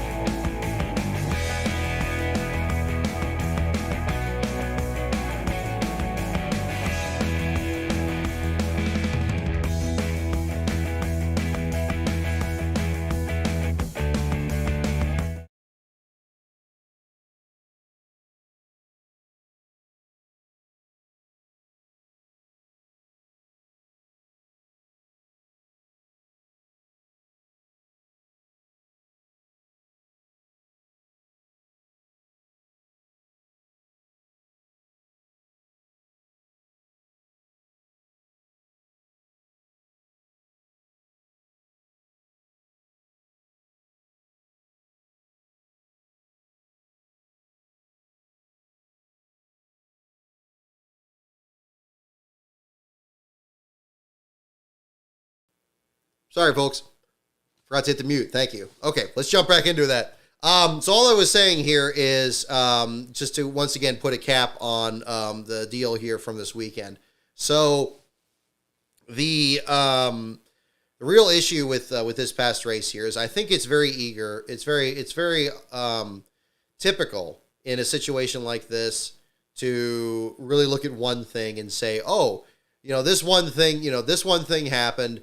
And if that one thing didn't happen, everything would have been fine. And then maybe, or maybe it still would have. I think that this particular Truck Series race, I think the lessons that should be learned from it are multiple. I think it requires a reevaluation of everything that's current in the sport, whether it's again, and I don't think, and I think there is some reason to look to the past to an extent. I don't believe it requires putting a bunch of Cup guys in the Truck Series. But I do believe that it requires a reevaluation of the playoff system, of a winner-take-all race, of the overtime rules, and how about just making sure the restart zone's in the right place? I hope the restart zone being in the wrong place doesn't get left out of this story. I feel like it kind of has. I feel like the causal connection has been broken in this somehow. Which is strange because I figure the way that these wrecks were happening and the fact that all those restart wrecks happened in more or less the same place, you kind of got to look at everything in that sense too, and then you got to look at the officiating at the same time too. But I think that it wasn't all Carson Hocevar. I think he's getting a disproportionate share of the blame. I think it's very easy to have a scapegoat in something like this. Not to say he didn't have anything to do with it. Not to say it's that he shouldn't be criticized for it. He absolutely should be. But that's kind of where I am with that. So unfortunately, things end up kind of a mess. Grant Enfinger comes very close in the final couple corners to pulling off the win, the championship rather. But then not quite getting the victory there. Not quite getting the championship win. And Ben Rhodes finishes just ahead of him there to get the title. Lost in all of this, of course, are some of the other strong runs that happened throughout the field. Christian Eckes pulls off the win after getting eliminated at Homestead. Bittersweet for sure, but pulling off the victory there is something that I'm sure is favorable there, especially for the team, finishing 1-2 with Jake Garcia in second. Jesse Love, as I mentioned, I believe, Adam, you were asking about him. Again, bumper bars sticking out of the nose, the one truck. I think I have a picture of it somewhere. But yeah, he definitely had a bit more damage from the end of this one. Christian Rose was running in last place before the Marco Andretti incident there with the Marco Andretti-Chris Hacker incident. He had a really good recovery. He actually ended up finishing over in the 16th spot, especially given the fact that I think it's only his second series start. Fantastic rebound there for him. So I got to give him some shout out there at the same time. Looking through other drivers there, Caden Honeycutt with no sponsorship finishes in the top 10, follows up his top 10 run in this race last year. Dean Thompson, one of the last car contenders, finishing in the 7th spot. I thought that was, I think there was some really interesting runs throughout the field there. So that would definitely mention that at the same time. Ended up being a pretty long night there for the inspection queue. The engine teardown protocol being a bit different there for races that happen very much later at night. But yeah, here we go. We get some more shots here. Let me pull up some more of the attrition there from after the race. There you go. So yeah, there's Chris Hacker's truck after the race there. Nose pushed in pretty good. There's Marco Andretti's truck as well. Yeah, I couldn't really see this damage just clearly from pit road, but definitely an issue with how all that shook out. Let's see. Let me bring this over here. Okay, we covered that. And this. And let's see, I think Lasbro got this shot here of Hacker in the wall there, kind of in the distance. He was at the exit of pit road, so that was a bit further back. Where's the other? Here's Heim's truck in post-race inspection. with Jesse Love's truck in front of him there. So kind of a smaller shot of that, but kind of an indication of some of the damage he got from the wreck there earlier. Let's see. Oh, here we go. Here's a shot of Ben Rhodes in the post-race interview shortly after he poured beer on the, I believe that was the team owner there. I believe that's Duke Thorson there. So, yeah. So, definitely more entertainment from that. I know you're always going to have some people with like an interview like the Ben Rhodes thing, and everybody was waiting for it, especially once he won the championship there. It's like, oh man, he's going to get drunk again. He's going to do this. He's going to do that. And you got some people that are just like horrified by this. Like, oh, how could he do this? How could he come in and it's like, oh, come on, like relax. He's happy.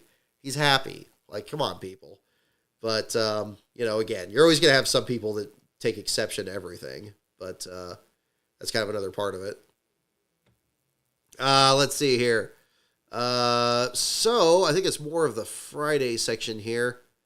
There were some questions about the show cars that were seen earlier. I posted a video, I think, right when I got to the track on Friday. They had a Jeffrey Earnhardt car and a couple other ones. They're asking me about chassis numbers. Unfortunately, I didn't see any. This is a look in, I believe, the 43 car that was there. There was a passenger seat, a ride-along seat that was kind of bolted right over the cross member where you would see the chassis number. So I didn't see any of these. But I did go to those, so this is like a view of one of them. So unfortunately, I didn't get any information on that. I know we kind of look for that. This is Brad Perez after the qualifying run. Unfortunately, the accident there. As you can see, he's talking with folks from the Three Friends Racing Team. Actually, if I get the chat out of the way, or get my face out of the way, you can see that a little better. Where'd the mouse go? Come on. Where'd it go? Okay, I can do this at least. Make it a little bigger. Oh, that hides it more. There we go. Now you can see that a little better. So yeah, Dennis Hertz is the person in the white shirt with the black pants at camera right there. And they were over there. They were talking with a lot of people. They had, of course, they've been working with Ryan Vargas, doing some races in Germany, and just kind of talking with Brad Perez. And he was kind of getting some more information about them too, and if they were looking for another set of hands too. So that was pretty cool. They were saying, and this got kind of buried, but I did talk to him about this, and they said that they missed the opening, of course, to get in the Cup Series this year. That was obvious. They weren't in the Phoenix race here either for the Cup race, but they apparently are still full speed ahead on trying to run a Cup Series team in 2024. So I did post that. It didn't get a whole lot of traffic. I don't know if I just didn't phrase it right, but that was kind of the situation. So they were very much still a presence there in the infield. Didn't have a car in the show yet, but potentially, yeah. I don't know if it's a chartered situation or if they're going to do Daytona. They're still figuring that out. So hopefully we'll get some more information on that. Let's see a couple other shots here of the Perez car afterwards. There's the damage to the rear of the car. That telltale blue paint there after the incident. Here's Sammy Smith, your pole sitter, shortly before he won the pole. Let's see, what was this one? Some of these pictures just aren't loading. Come on. I think these might be video clips. Okay, no, there's the championship 4.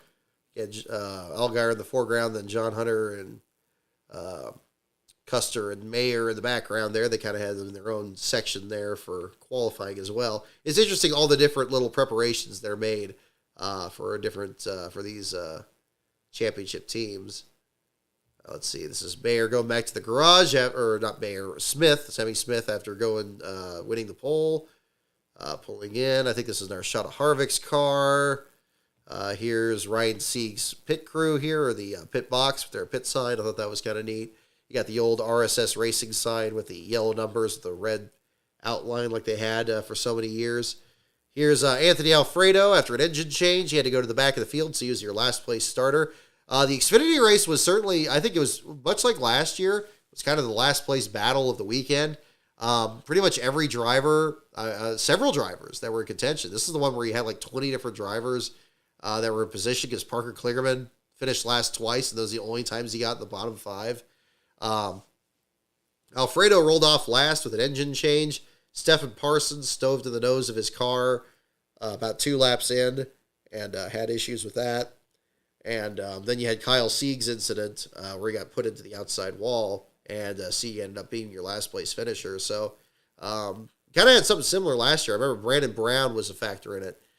Then it changed hands there. This is, again, Parker Kligerman's car, again, on the eve of potentially getting the NASCAR championship. Here's another sign from the Stock Car Parts, the SRI sign there on one of the haulers in the Cup Garage for Kevin Harvick. A couple shots of the other cars. Another shot of the fan controlled car here. And the Xfinity grid coming together. Blaine Perkins' car was pushed onto the grid. I didn't get a chance to post these pictures. It wasn't loading before the start. But I was standing there near the back of the field, and suddenly this car gets pushed through the front. I talked to Blaine. I didn't get a full story on what exactly the situation was, but he got an unapproved adjustments penalty with him getting out there at the last second to join the field. So he comes back out there. A lot of glare here because this is like mid-afternoon when the race started. Talk with Raja Karuth. Here's him with Rick Hendrick. Before the start of the race, that was really cool. I was really thankful that he talked with me there. He had so much media attention, as well he should. I talked to him just last year at this same race, driving for Alpha Prime. Really good kid. Very, very humble, very, very knowledgeable about the sport. I had to ask him, what are the goals? Like I said, I don't usually set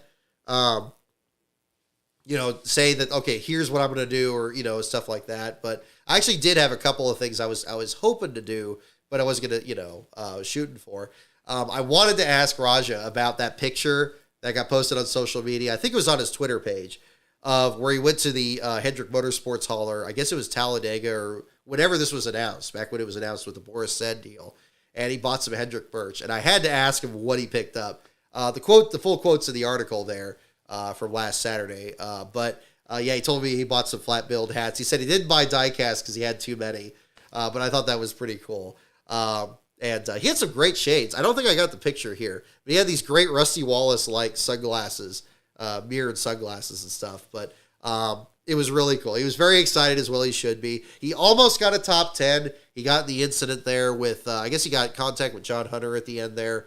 Dropped him back a bit, which is too bad, because just last week at Martinsville, he tied, I believe, one of his best finishes, and he got 12th and threaded his way through that big wreck. That's something I forgot to ask him about. I wanted to talk to him about that, having that great run. But I'm sure he got plenty of interviews about that last week there too. But that was pretty cool. I thought he had a very good deal there at the same time. So from here, I think this narrow one there before. Here's the damage to the front of Parsons' car. Again, a rough weekend for him. You can see the nose damage. He pretty much had this on like lap 2. I don't know who he ran in the back of, but that was definitely another part of that there. And then shortly after that, Kyle Sieg, when he came into pit road, there's the Taco Spot sponsorship on the rear deck lid. Just bad luck for him there. And I hated to see it happen there with him finishing last in the final 2 races of the year. The first times he ever finished last, in particular. That was kind of a different situation there, too. So he ends up in the wreck there in the early stages. The team really, and again, I'm sure it didn't get mentioned on the broadcast at all. So Kaz Grala got into him, put him in the outside wall. Last Pro actually has footage of this, and I need to get that. I still need to get a copy of his stuff there to kind of share that. I don't have it online yet. But yeah, he had contact from him. One member of the team was very outspoken about Grala, which is surprising because, yeah, Grala's been pretty clean this year. I don't think he's been involved in any real incidents that I can think of offhand. But yeah, some contact there, put him in the wall. That was unfortunate. The rest of the team seemed like they did okay there. CJ McLaughlin was still there on hand to help them out, even though he wasn't racing in this event. But Kyle was out of the race. I really appreciated Kyle talking to me on this. So this leads to another thing here. So actually, let me finish mentioning this first. So there was more work on the right rear of the car. He made at least 3 different stops. There was a piece that was flapping off the right rear. The NASCAR forced him to come in to pit road. They still cleared the crash clock. They actually cleared it completely, and came back in. I thought they were going to go to the garage to make more repairs. He actually almost drove into the Cup garage, and then got turned around because that garage was closed because it was after Cup qualifying, so he couldn't go in there. Even media wasn't allowed in there, I'm sure. But he ended up backing up, going into the Xfinity garage. But by that point, the team wasn't really working on the car. NASCAR was taking their transponders and stuff off the car, and they were done for the day. So that was kind of their situation, which was too bad. So this kind of leads me into the next thing I want to kind of talk about here at the same time. And we'll go to the main screen here. So you may notice, as I mentioned at the beginning here, that I still have these last car certificates, including, for those of you scoring at home, this is the BJ McLeod one that I had here for the Cup Series race. And I actually did something a little different with this one, where I still had some pieces from the wrap from Fontana. So I put a little piece of that here, and I laminated this into the thing here. So I still do have that. I posted these on the eBay page. They just went live today. Big thanks to those of you that were checking those out. We had a couple interests in a couple of them already. Yeah, if you want one of these, I believe there's 27 different ones there. So if you're looking for something like that, we're just doing pretty low bids, just $5 on those with free shipping. And bids are pretty low on those there. So if you're interested in that, Kyle Siegs is still in there as well. I want to, again, personally, thank Kyle Sieg for speaking with me there in the circumstances of this, because that was an unfortunate way to end the season. And needless to say, he was very surprised to know he was the last car Xfinity Series champion for this year. And understandably so. I mean, we had a season where really at the end, only 3 drivers finished last more than once. Very unusual. And I told him that. I basically said, I was like, look, it almost went to Parker Kligerman, and then, there's Greg Van Alst and all that other stuff. And I think there was that. But he gave a good interview. I just kind of wove the details of that into the article. So we got that in there and stuff. And he really didn't have to. I wasn't going to pressure him on that. But just was kind of shooting the breeze with him there after the race, and got that in there. This weekend, I would say, certainly was a transitional period for the certificates, if you can't tell already. I think that's kind of run its course on that. We didn't have one for the West Series race. I didn't think that was going to be fair. It wouldn't have been worked anyway. There was kind of a declining rate between the different races there as that went. For the West race, we didn't do one at all. And the team was very open and showing me, what happened with Bobby Hillis's car. That was cool. Truck Series race, unfortunate incident.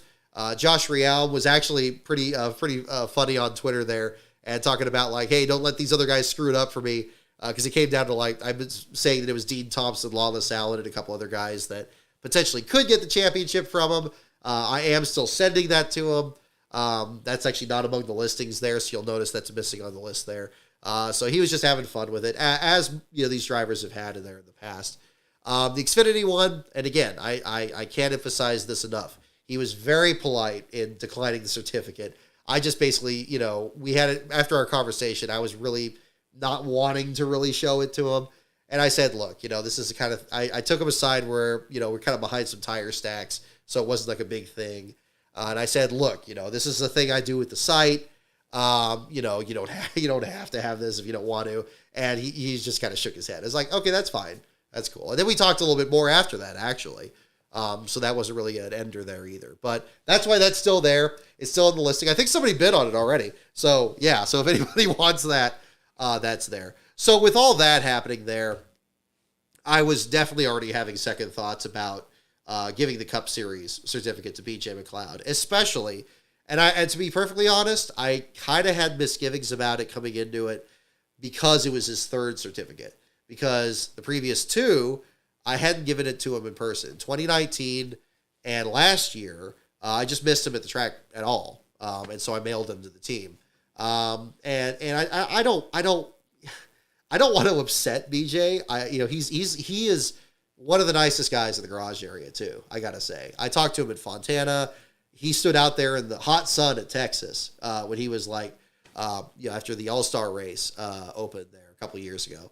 and gave a great interview. His PR person posted a picture of me interviewing him. They didn't have to do that. That was really cool. So, and then especially after, talk with Kyle Sieg. And again, he was really cool with it there. There was no problems there with that at all. I pretty much decided I wasn't going to really give it to BJ at that point. I had it with me. If things changed, the last time I was thinking about it by Sunday, I was thinking, okay, well, there's this news about the Fontana track being torn up. So I was going to kind of use it that way and say, look, well, here's part of the wrap from that car. It's kind of secondary to the certificate. It's more like, this is a memento from that last race. I actually had one of the postcards that I made that the Patreon members get actually with that, piece of there too. So you can see, so you can make the connection and do that. So that was going to be my angle. I was going to do something with that. And I did see BJ get out of his car on Sunday. During the race, I heard he was dealing with a lot of, the heat was just terrible. He gutted it out, man. He didn't need help getting out of the car either. He got out of the car just by himself. No problems there at all. But I think it wouldn't have been appropriate. It certainly wouldn't have been appropriate then, for sure. So, really at that point, yeah. And I never caught up to him. When I was taking pictures of Eric Almirola afterwards, that was right after I took pictures of BJ, and I just lost track of him. And when I went by the hauler, the crew was there, but he was gone. So I didn't know where he was. And I waited around there for a bit. But by then I was kind of over it. So, for those of you that were waiting for that or waiting for updates on that, that's really what was happening there. So really the certificates, I think that's probably going to go away. I think this weekend it was diminishing returns through the weekend. There was a pretty clear, path there. But what I can do is I can still do the certificates, cause a lot of you viewers like it. And I still put them on eBay anyway. So what I'm probably going to do is I'm just going to eliminate the middleman, and I'll just make the certificates and then just put them on eBay, and then whoever wants them, I'll just make the ones for the guy that wins the championship and put those up, and that makes a lot more sense. Then I'll just have those, and then whoever wants them, can have them that way. We'll just put 3 listings up instead of 27 different listings here of several drivers that didn't win there. So that was kind of the story from this weekend, but. Again, and it probably in hindsight, again, I've done this since 2019, I believe. I think 2019 was the first year I did the certificates. I've had people that have been confused. I've never had somebody that's been outright angry. Or, I've had some people where they're asked, I remember I went to Joey Gase's hauler a couple of years ago, and they're like, did we win it? And, they asked me, and I just held it up like, John Cusack could say anything. With the boom box, like it just did that.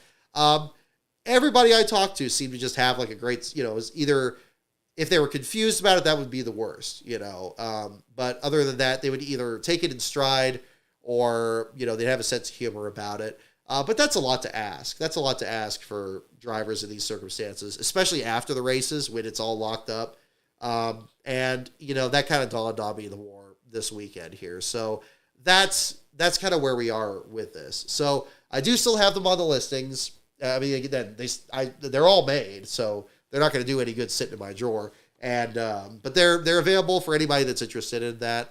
But I want to kind of just be upfront there. And I also, as a corollary to this, also, I think it's good to step away from this before I give one of these maybe to the wrong person or where there is a situation. We had situations this weekend where, if the ball bounced a different direction, it was going to lead to a really difficult situation.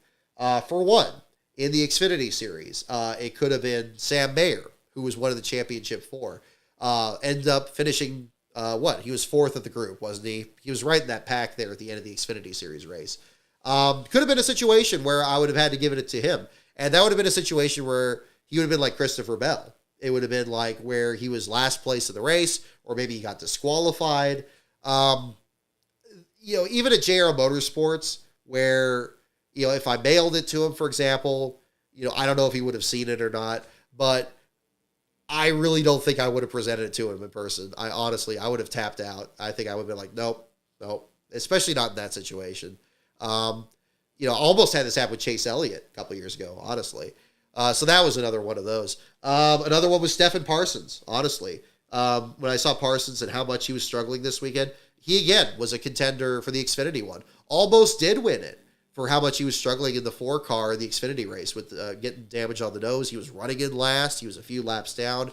And I was thinking to myself before Kyle Sieg had his wreck, I was like, oh man, I don't want to give this to him. This is going to be really bad. Cause I think that would have ruined a friendship, honestly. So, and I'm laughing, but I'm just laughing out of nerves. Like, I mean, honestly. So this turned out to be a weekend where I didn't give a certificate to anybody. Again, Josh is going to get his because, he was joking around about it, and I'm going to go still send it to him. I have something else planned for that, too, but, yeah, I think that was kind of a good sign. Sometimes things happen for a reason, folks. So I think that's it too. Now, when I mentioned this, I was talking this over with, the folks. They're almost thinking it's like, well, Brock, do you want to really even do the website anymore? And I'm thinking, well, I mean, of course I do. It's like, look, I think the site still has that importance. I think it's still good to look when everybody's looking this way. I still like to look this way. I like to look at the back of the field. It's too late now. Everybody knows that I do the last place thing. Everybody knows. They see the white hat. They see me walking through there. And there's a lot of drivers and teams I talk to where it is very positive. And I don't know if it's any different behind the scenes. I wouldn't blame them if it were. But I have the utmost respect for these drivers and teams. And I think it's always been, especially since 2013, it's always been a framework to talk about these teams because they don't get talked about. There was already so many complaints from the Sunday's race about drivers that weren't in the championship 4 being talked about. Bubba Wallace finished 10 points ahead of Martin Truex, who was the regular season point leader. Did that get any attention? I don't know if it did. I mean, things like that. But I love talking about these teams, and it's a great framework to do that because, and it doesn't play favorites. If Chase Elliott finishes last, it's going to be a Chase Elliott article. If Kyle Sieg finishes last, it's going to be a Kyle Sieg article. I had to write about Brad Perez. I talk about him a lot. I consider him a good friend. But when he finished last at Indy, I'm like, I got to write about it. I got to be objective. That's just part of it. And as I say on the bumper stickers, last happens. But I still think that, and I was asked this a while back with the JD book, do you think last place is still important? Because it could be a situation where it's not, start and park organizations. It's not always a small team. Yes, I do think so. And I like to call attention to their sponsors. If there's additional information I learn about it, people are really passionate about it. And really, I've had situations where I've written about top teams. I remember in 2013, I did an entry list article for Sears Point, and I didn't have that format fully figured out yet, where now it's really kind of all the teams if anything changes. But I talked a lot about Danica Patrick and stuff, and everybody's like, why are you talking about Danica?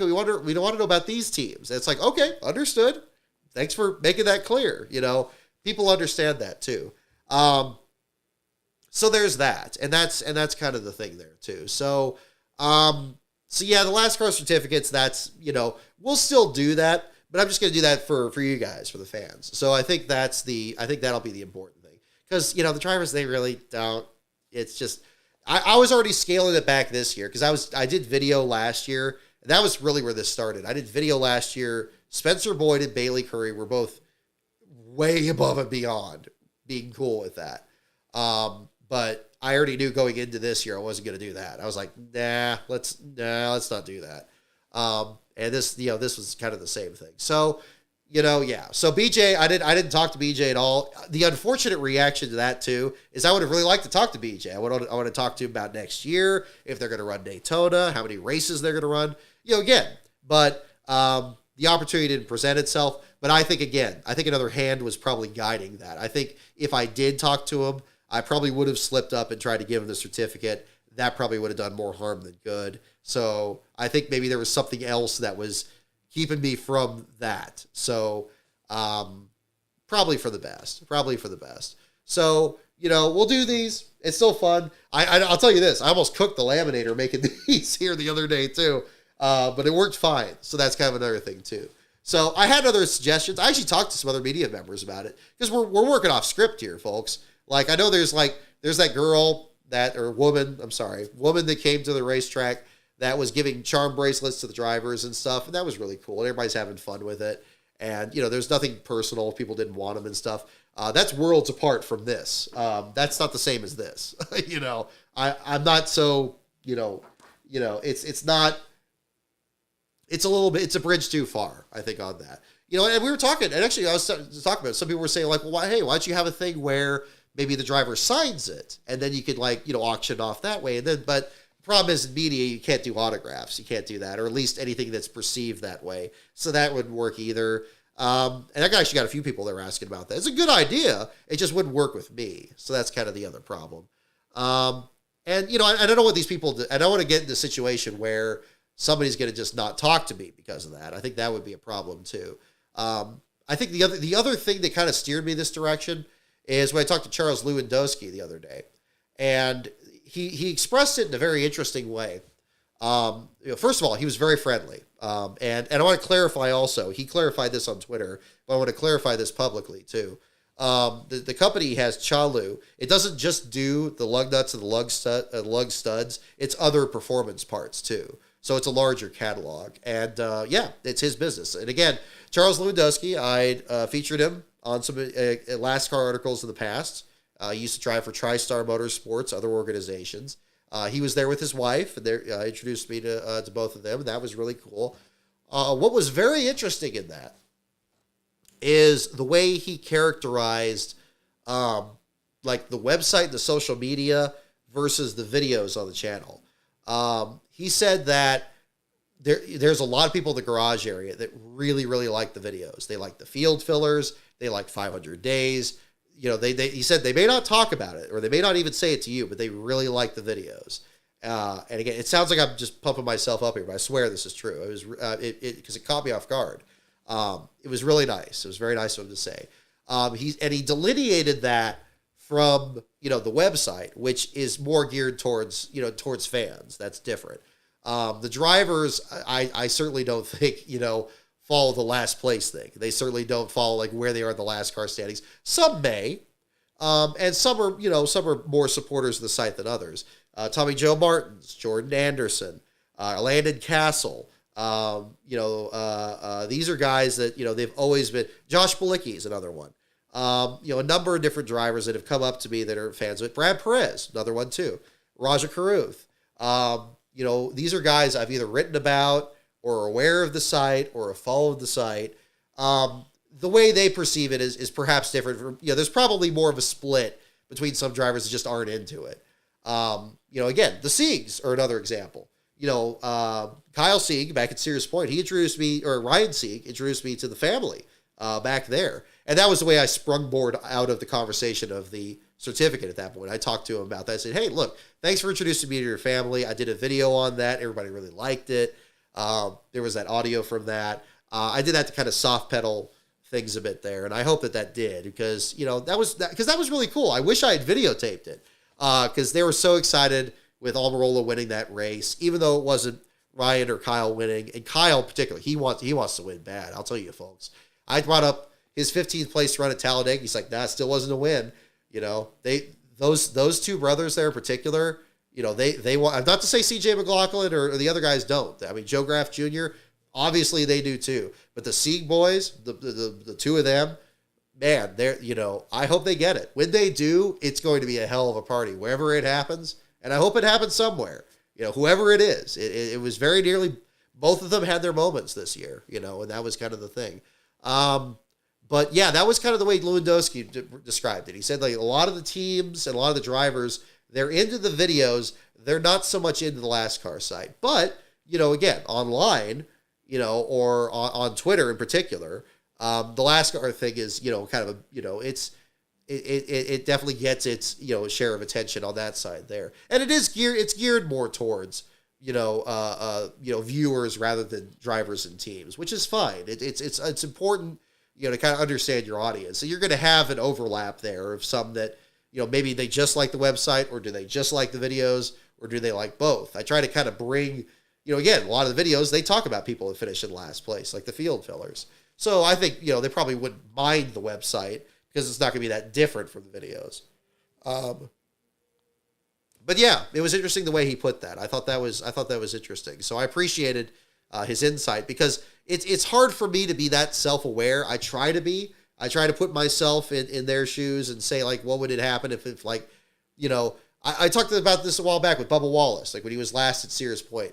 He finished last at Sears Point last year, and he was standing on the lift gate of his crew, and he was standing there. He was answering all these questions. He had like probably 8 or 9 media people there hanging on his every word and talking to him and stuff like that. Did he really need me to show up there and say, oh, this is your third last place finish and, first for the 23 at Sears Point? Like, no, I'm not going to do that.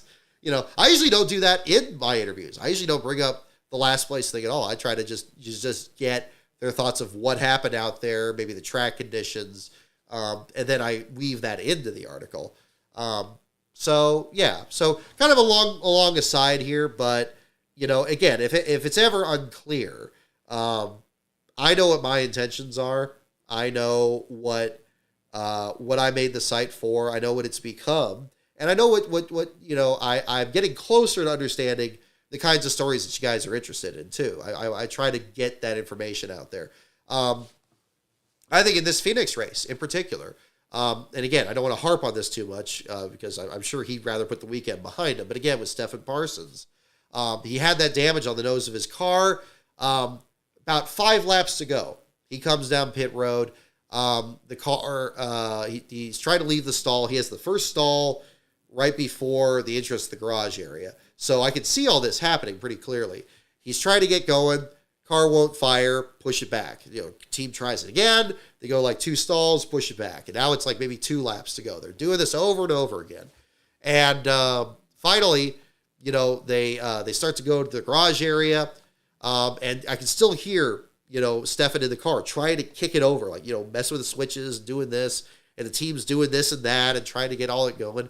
And, the race is pretty much over at this point. And it's only until after the checkered flag that they push the car to the garage area. I mean, they were fighting to the end, to the point that in the official results, in the Xfinity race results, it doesn't show him out of the race. He was never declared out. It still shows him running. And see, that's the difference. Sometimes that could be the entire difference.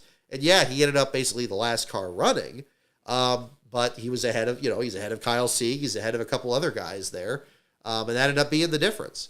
And those are the stories I like to tell. And I think that Last Car still allows for that framework to bring that up. And I'm very encouraged by the response that people have had, and that it's very rare to get a negative response. It does happen.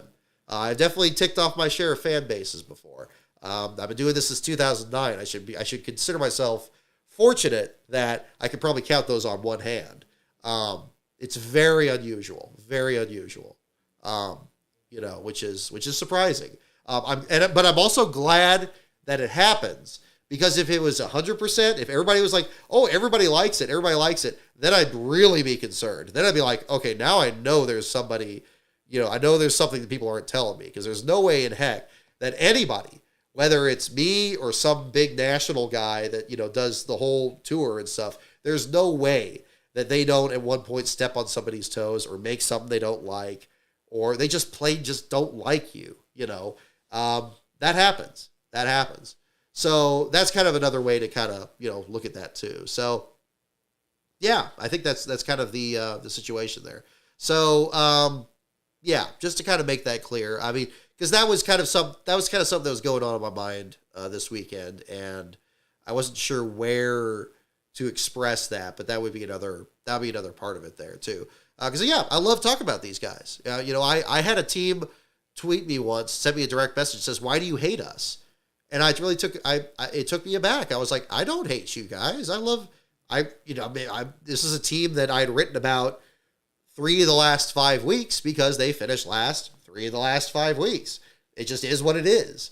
And it wasn't just, haha, they finished last. It's like, well, look, here's what happened. They had a mechanical issue. They picked up this sponsor. they performed this much better or worse than a previous race. Yeah, that's what I like to do. And it's forever altered, or at least I guess forever is too big of a term, but at least as I stand now, it's fundamentally altered the way I watch races, the way I experience them at the track, and the way I report about them. I think if I did it any different, that would be too jarring. So that would be that too. Kevin, I see your question here too.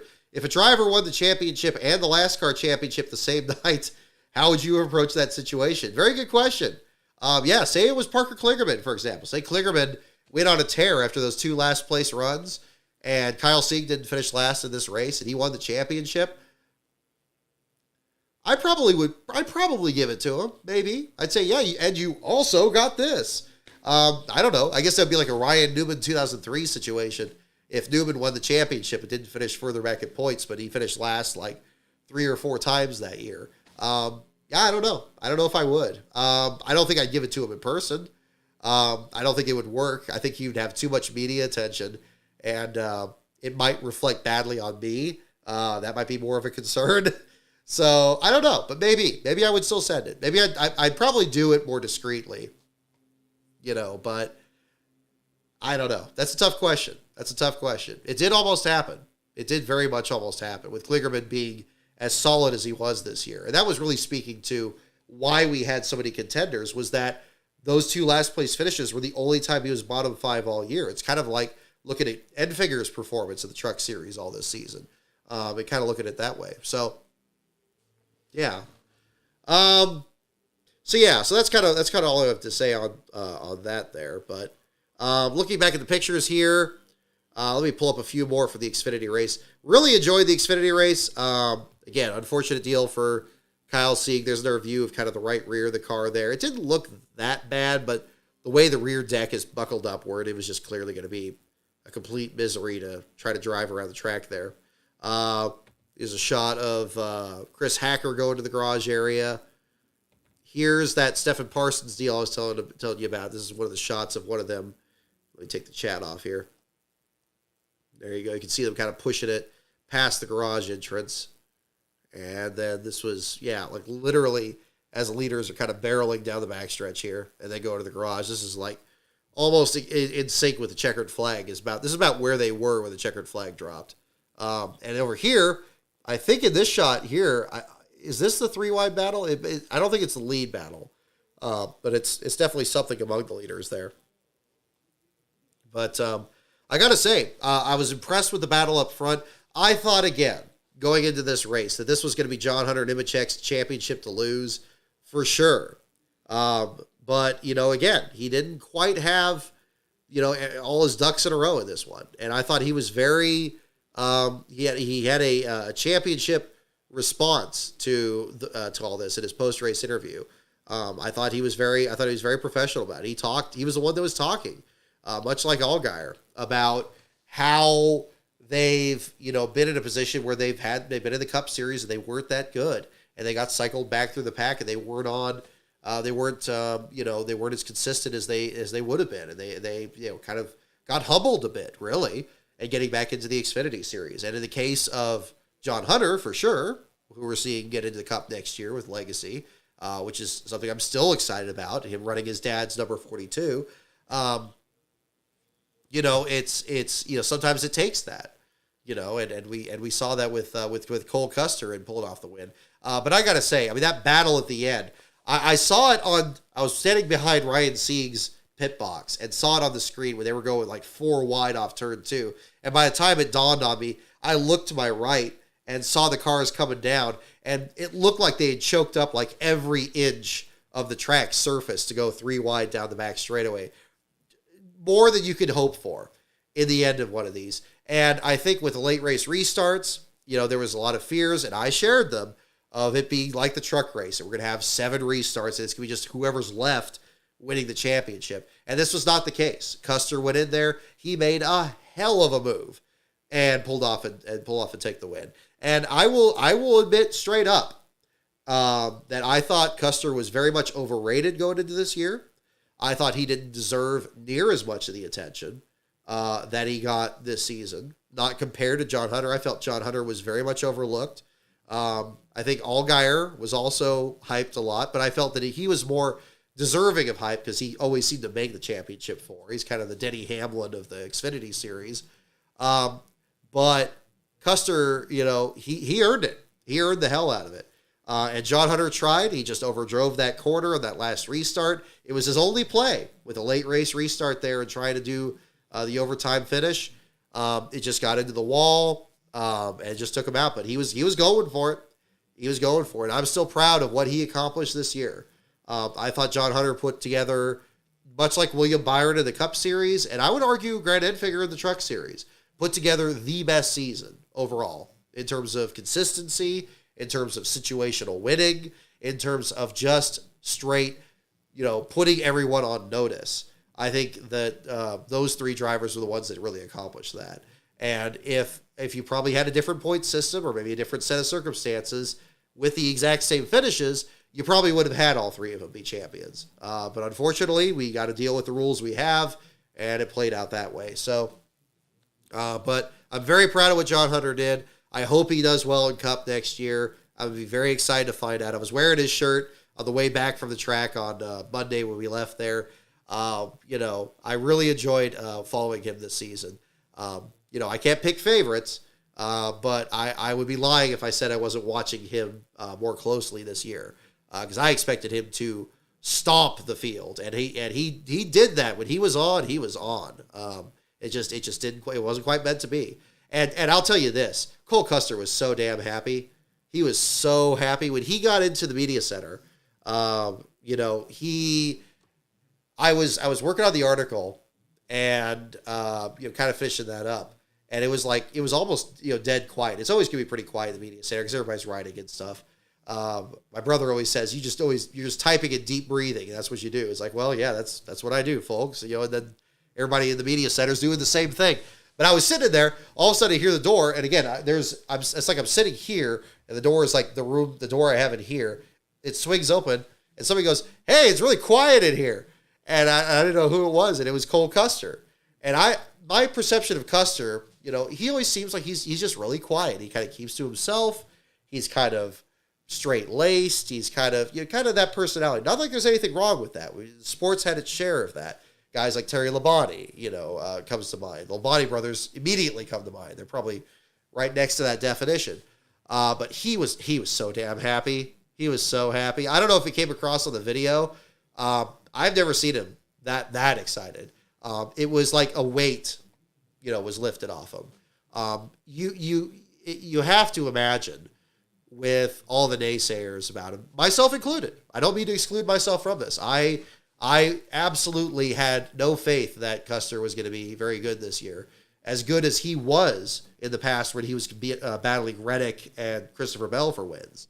I didn't think against this group he would have that much of a chance. But he was so happy. So happy. The Ben Rhodes thing, as fun as that was, him being drunk and all that, it almost felt kind of like an act compared to the first time he did it. It was still funny. I liked what he said, dinosaurs aren't real and all that stuff. Like, that was funny. But with Custer, it was just pure happiness. Pure happiness.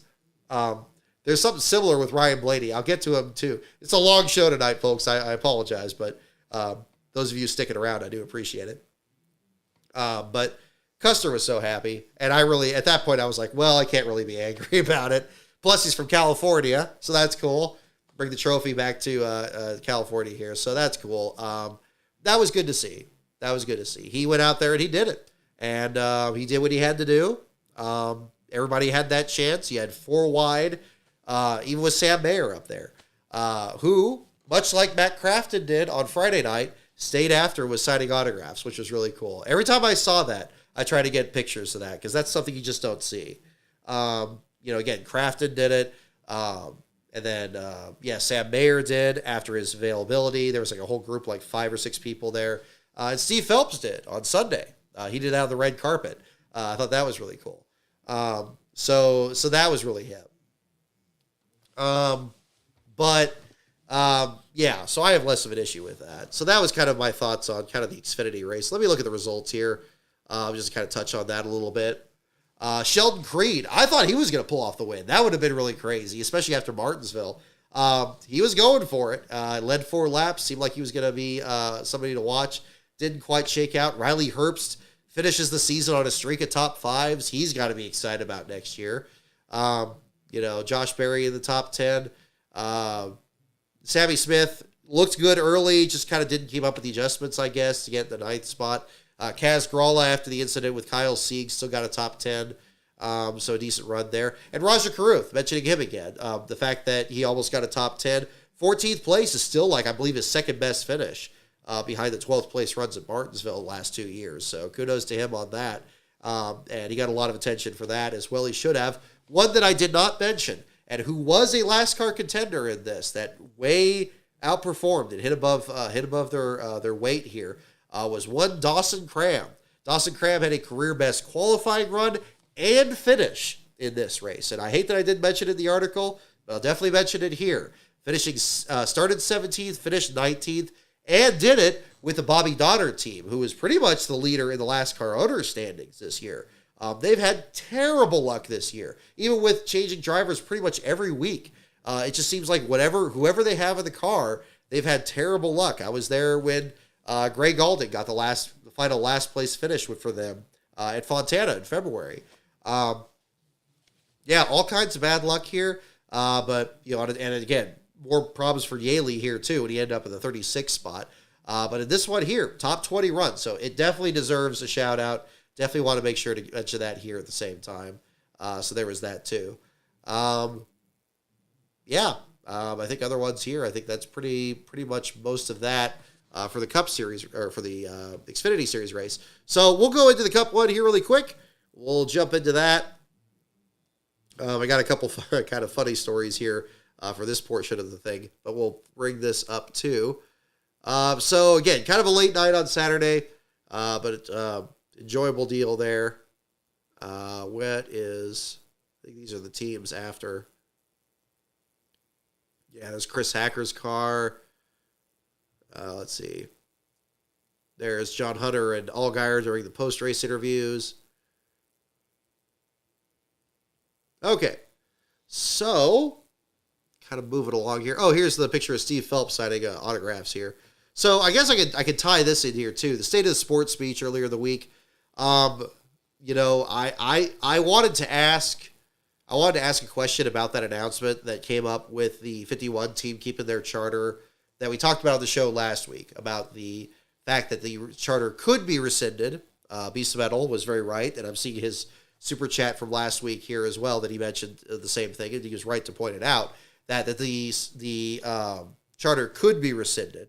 That it was going to be rescinded under those circumstances. I wanted to ask about that.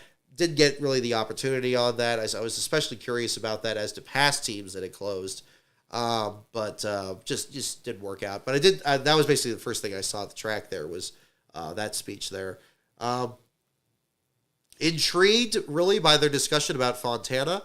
For what it sounded like, for the language that was expressed, it sounded like not only are they interested in still having a short track down there, but still having it in Fontana, which, again, sounds like they're going to still make use of whatever that parcel is that's left. I guess it's still the parking lot that was off of turns 3 and 4 there. We'll see how that goes. I know NASCAR Man did a tweet where Martinsville fit perfectly into the space that they left behind. Sad to see the track go. I never thought I'd say that. I remember as a kid, it didn't put on great races. It just started to get better. We just finally got a car that matched with the track well, and I think the last 2 races there were very good. But again, just didn't quite work out. And I liked how we left the track. We almost thought of driving by there the way back, but we would have gotten there after dark, and there's no way we would have been able to get in the property. I don't know how the people that took the pictures got into the property anyway. We decided not to, against that there. So, but yeah, kind of interested in that. I think that, obviously people play in clips about them, talking about the sport not being a bunch of gimmicks, and then that really ridiculous Truck Series race wasn't really well timed. And, there's other questions about where, we're going from here. But I also like that they brought up that it wasn't an either or with Montreal or Iowa, that the plan was to have both. so that, it just didn't work out with Montreal this next year. I hope it does. I'd love to make a special hat for that. I kind of have some thoughts already about how I would cover that. I'm actually doing another project on Quebec as it happens, but we'll see how that shakes out. Moving on to Sunday. Got a little bit of let's see. Do I want to share this? I probably do want to share this. A while back, those of you may remember, I talked about Craig Partee. This is Mr. Craig Partee right here. The person that was involved with Carl Long's team in the 2010s. Those of you who are regular viewers of the show may remember a story I shared about him that a couple of you suggested should be a video. I'm pleased to say that I actually ran into him and his wife after the Xfinity Series race, and we did do an interview. Very extended interview, actually, on Sunday morning, and I am going to do a video on his story there. So this will get some more stories about both his career. As you can see with the shirt, he works with Parker Retzlaff's team at Jordan Anderson Racing, and he had quite an interesting story to tell there for sure. So that's another project in the works here. I've actually just started transcribing that interview. Here's one of the Star Wars cars. I didn't get Bubba Wallace's car. I'm still kicking myself about that. I thought for sure I got both of them, but I at least got Tyler Reddick's car here for sure. I think Last Pro got the show car version of Bubba's car, but that was it for that part. But these are just shots for the grid here. A lot of this you probably already seen on the feed. You got the Championship 4 cars staged at the front, so of course I had to do that with the diecast cars. So I brought that out. At first, I didn't know I could get to the front of the deal there, so I didn't kind of did some shots from behind first. This is kind of like one of the best ones I got here, where I tried to get all 4 of them in the shot or close to it, and then kind of worked my way to the front. Like I said, I had a Toyota representative and then a Chevy representative saying, "Hey, can you put Bell in front?" or "Hey, can you put Larson in front?" It was kind of like that. But then, of course, you got the Championship 4 here. I was pleased they let you get pretty close to me. You just pretty much get closer to the Championship 4 than you can get to the rest of the field here. That's some more shots here of the this. You got the Red Byron trophy here, which I thought was pretty cool. They had that in the background there. And then by this point, I kind of worked my way around to. Whoop, hang on. There we go. Where'd the mouse go again? Worked my way around to the front of the grid. And whoop, hang on. There we go. And I got close enough to where Junior was kind of getting ready here before the broadcast. At this point here, I recorded that trailer that you see I posted on the channel earlier this morning here to announce the book. So I had the book in my hands, and then it occurred to me, it's like, Junior was wearing that Derek Cope shirt a while back. Maybe I can get his attention to at least see that I had it there. I know he's getting ready to go. I know I can't go like, Junior, look over here. I didn't want to do that, but what I did do is I tried to be as visible as possible. So I kind of had the book here, and I just kind of held it like this, and I was like, "Hey, you like me here? Like, look here, like kind of like this." He glanced at it, but then he kind of went a different direction. So it's like, I'm sure he's focusing certainly the championship weekend, but I didn't want to kind of cross the line there on that, so I decided not to push that. But I was going to try. I was going to at least try to see if I can get some attention there, because I've been trying to get a hold of him through a mutual friend here, but that hasn't worked out yet, because I'd love to get his thoughts on it. I was going to actually try to see if I can get him to write the foreword for the book, but that didn't work out. So we'll see how it goes. But regardless, we're counting down the days on that, and it's getting exciting already. So there's again my picture at the front of the grid there. We got William Byron's crew here, the first pit stall, so they were kind of getting ready. I really like cars. I really like that 42 cars paint scheme. It's really grown on me this year. That's probably been my real surprise in terms of paint schemes this season. So I pretty much took a picture of it in pretty much any race we went to this year. We got Almirola's final car here. His crewman moved here, so I got this shot. So him on the grid. I didn't bring an Almirola diecast. Probably should have done that too with the Harvick, but I didn't plan that. I did have that one. I guess, well, his first car probably would have been the Army car. I don't know if I had that diecast in 07. That probably would have been the one to do. But I did do this. I'm so glad I got this shot. I couldn't believe it. I took so many as possible. I was so worried that I got the perfect angle here to get this shot. And I'm like, man, it better work. And I didn't count on the numbers lining up this well. I just kind of just set the car wherever I could because there was like a group about 5 or 6 people to the right of me here. But I'm really happy with how that came out. Got a couple more here, like the front of the car. And again, this at the back of the grid, which was great because, of course, I'm already going to be back there to look at the back of the field. Got the shot here where, of course, his kid signed the hood of the car there, so that was cool. Then a larger part of the group. Here's a view of the stands there before the race. I took this during the national anthem, just to kind of, again, get an idea of just how packed it was. It was incredible. I usually don't do that, but again, kind of an interesting deal there. So in terms of the race itself, I did do another video during the opening stages of the race. Actually, one thing I did the Derek Cope trailer before the race started, and then when the race actually began, I actually did do a practice play-by-play of the first couple laps. Very difficult to do because I could only see the back straightaway, so I couldn't see the rest of the way around. I wasn't really watching the TV screen from, I believe it was Truex's and Kyle Busch's pit boxes were next to me this time. But I just kind of had fun with it. If you're in the $10 level of the Patreon, patreon.com/LastCarOnBrock, that video is in there. So you $10 members are on that. I was having 50-50 feelings about posting it on air. Probably if I did it again, I could do it a lot better. But I wanted to make sure to try it because I wanted to answer some of the critics I had about some of these streams I did where I was criticizing the play-by-play. It's like, well, of course you could do it like this. You know what's going to happen. It's like, okay, fine. How about I do one where a race is happening? We can do that. How about one better? How about where I can only see half the track? Can I make that interesting? So those of you at the $10 level, I may make it public later. Maybe. I'm a 50-50 on that. But in the meantime, it's only for $10 members in the Patreon. It's 8 minutes. I do kind of a discussion of a little bit of the pre-race after the command to start engines through, I believe it's just only like lap 3 or 4. It's very early in the race. But if you're interested in that, and you're in that level, you have access to that video. I want to make sure people know that because it doesn't have that many hits so far, so I'll make sure people know it's there.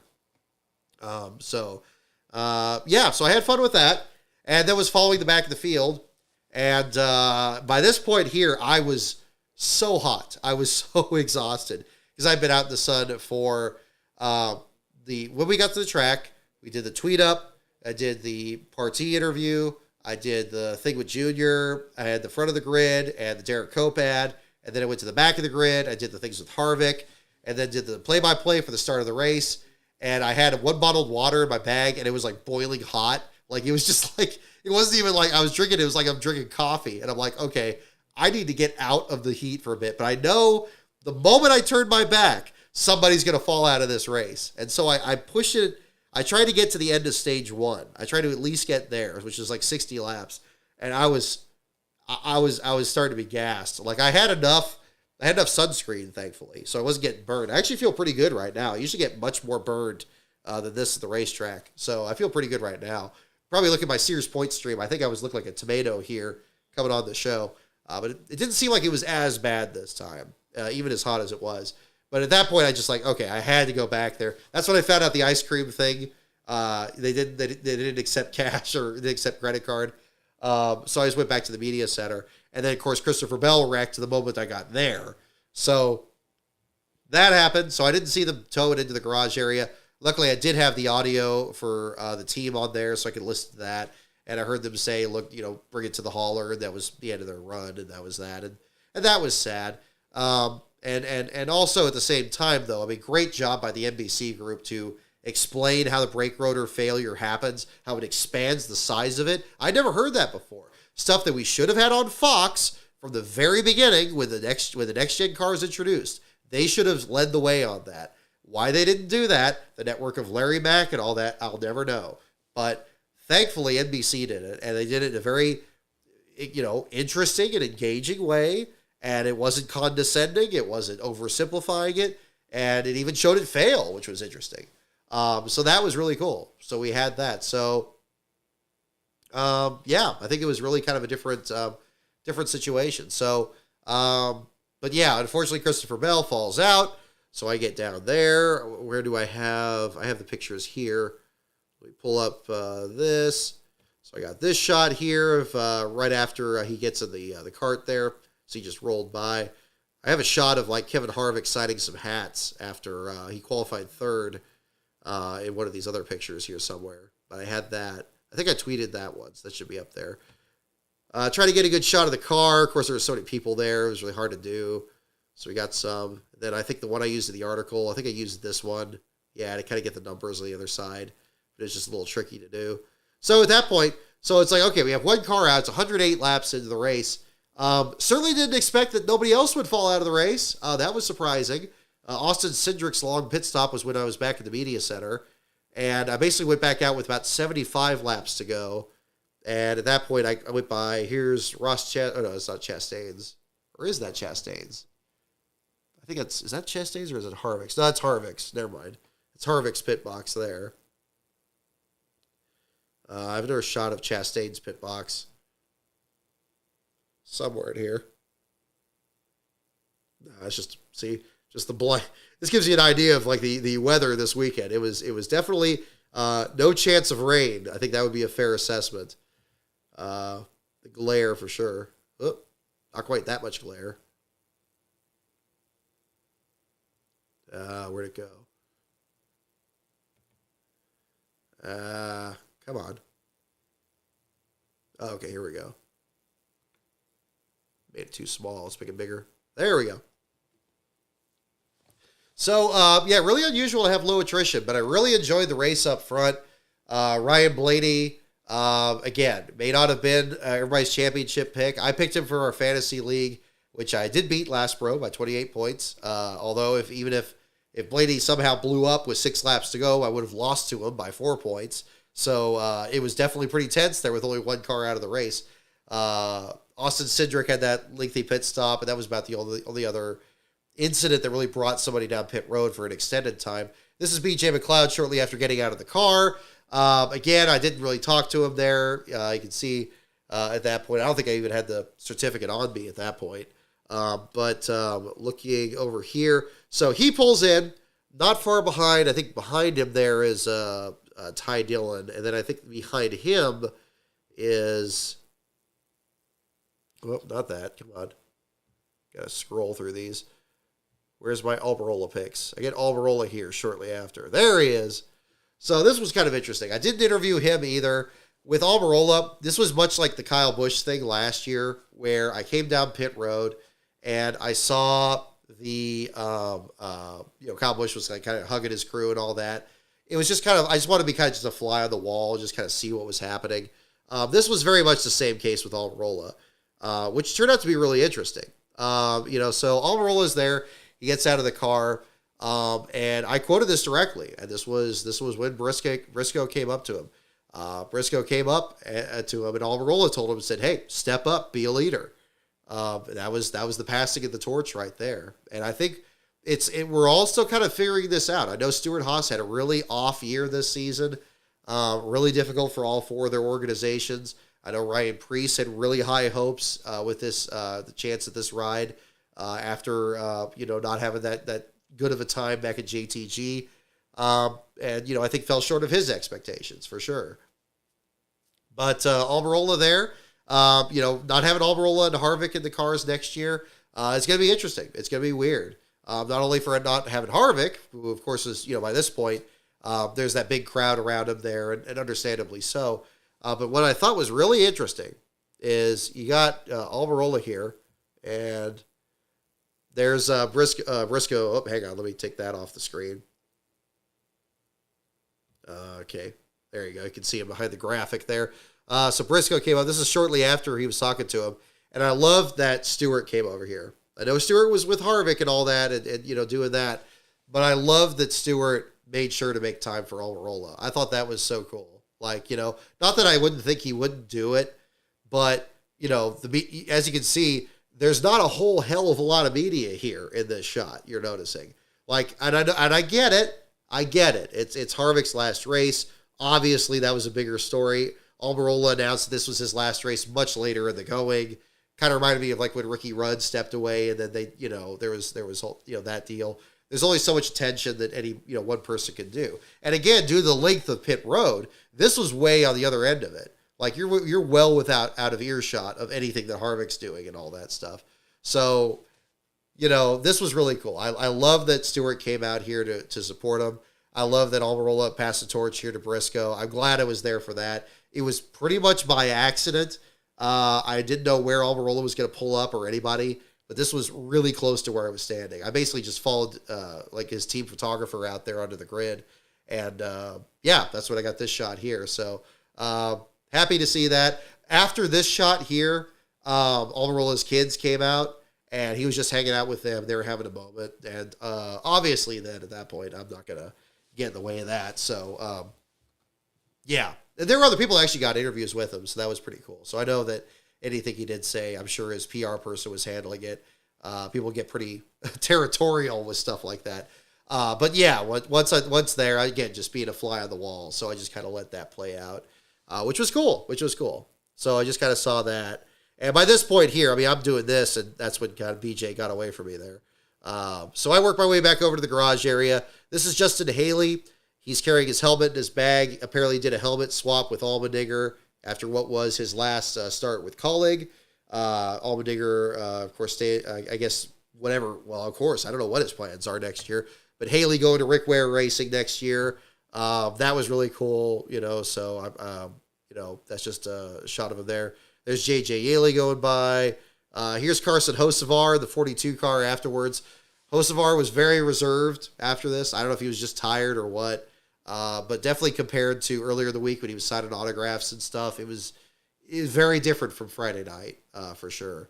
I had a friend of me, that was with me there that was getting his attention, and, he was kind of not really, he was just kind of ready to be done. So that was kind of it, which was unfortunate. Kind of an end there for the 42 with their Chevy program before they go to Toyota next season. There again is Yaley and now Newman's car being loaded up here. And wrapping that up. Let's see. What else do I have further in here? So, okay. I got to bring this. This is a good time to bring this up. So, Ryan Blaney wins the championship. Congratulations to him. Second in a row for Penske Racing. Great effort for him and the team and all that. Definitely capping things off at the right time after the win at Martinsville. And really putting Larson to task at Homestead, too. I mean, just the round of 8 he put together, I thought was very impressive. Great effort for him and the team. Again, we can criticize the point system as much, but I mean, I don't want to really, blame Blaney for any of that. You saw the picture that I tweeted there of Dave Blaney that was smiling there. That was so cool. Gluck got an even better picture from behind him of him watching him, the interview. That was really cool. Very tastefully done. But I was trying to get a picture of Dave smiling, but he had this other guy with a camera, like a guy he had this big TV camera. I guess it was one of the Netflix guys or something. And he was filming Dave, and then Dave kind of saw him and he kind of went straight faced and kind of just hit himself for a bit. But then even after a while, hearing his son, he just couldn't stop smiling. And that's when I took my picture.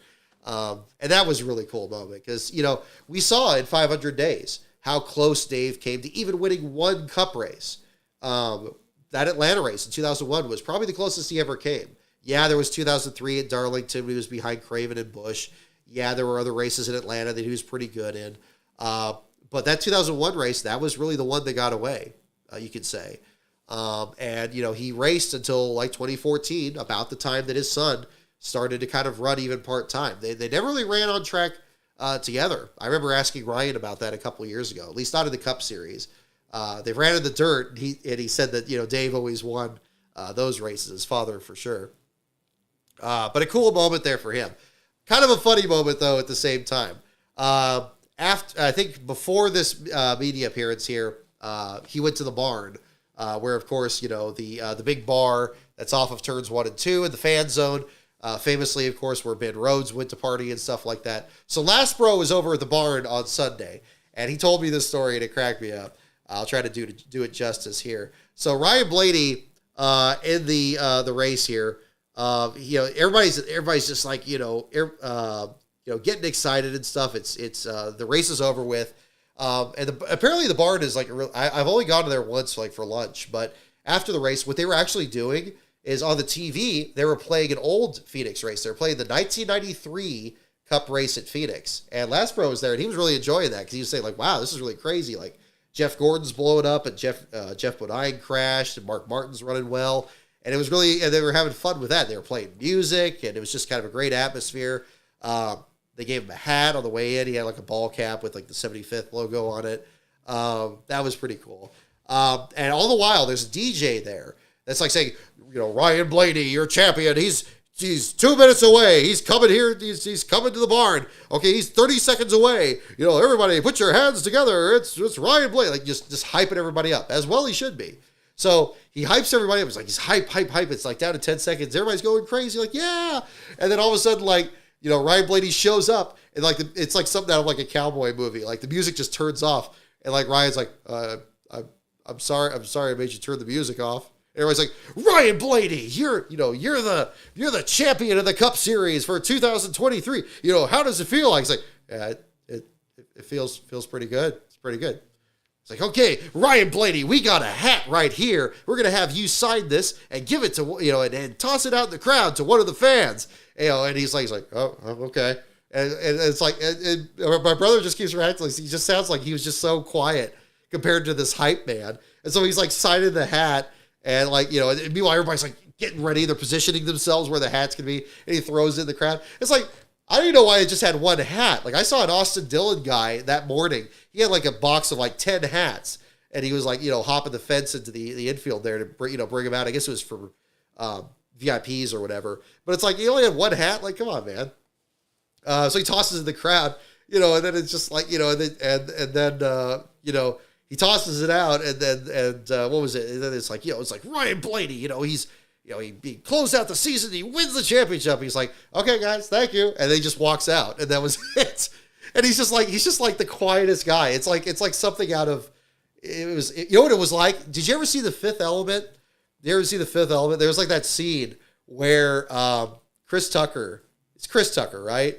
From the guy from Rush Hour. Like he's with Bruce Willis. And he's like hyping him up. He's like, oh, it's hot, and all that stuff. And like, Bruce Willis just like, yeah, I don't know. Yeah, sure. And it's like, it was just like that. He said, it was like that moment, only in real life. Or the other equivalent, have you ever seen Metalocalypse on Adult Swim? And you have like the hype guy and stuff that's like bringing up the band. And he's like way more excited than anybody in the group is. He said it was like almost a carbon copy. And it's nothing against Ryan. He's just a really quiet guy. We talked about quiet guys earlier in this, in the Xfinity series, like Cole Custer. Like Cole Custer is actually more animated with the Stone Cold thing when he slammed the beers and pounded them and stuff.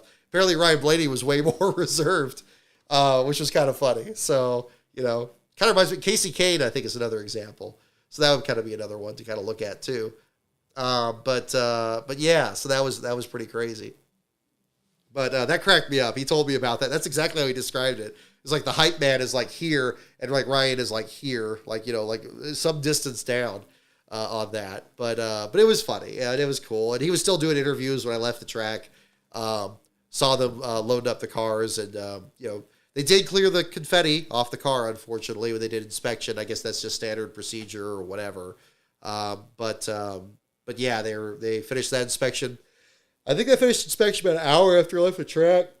I did a couple more shots of the diecast on the track and everything. Did that and kind of finished that up for the evening. And so that was basically it. Oh, Beast of Metal, thank you for the super chat.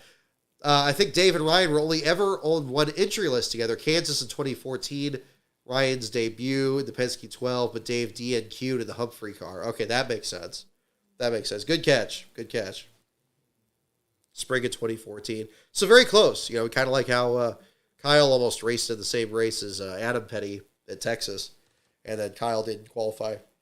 And Kyle tried to run Elliott Sadler's car and then didn't get on the track at the right time. So, but very different circumstances with the Blaney's, though. Glad to have Dave there. He wasn't taking any questions, apparently. I guess he did interview after the race, but he wasn't taking any questions from the media, so that's why everybody was kind of keeping their distance, and I didn't mess with that.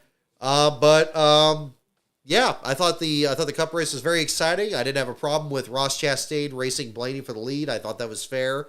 I don't believe, again, if you don't want, for Ryan Blaney, you don't want to get raced. Well, you better beat the guy. You better stay ahead of him. You better, do that. If you don't want to get, you don't want to get raced. Don't let yourself get caught. I think that's the way you kind of got to look at it. But, I thought Chastain put together a hell of a race. I love the statistic that Harvick's last race, as with his first race, was won by the 1 car, and the pole sitter was a 24 car. Different last place finishers, though. Of course, Dale Jr.'s very emotional last place finish in the 2001 Rockingham race versus Christopher Bell's last place run in the 20 car here in this here that eliminated him from playoff contention.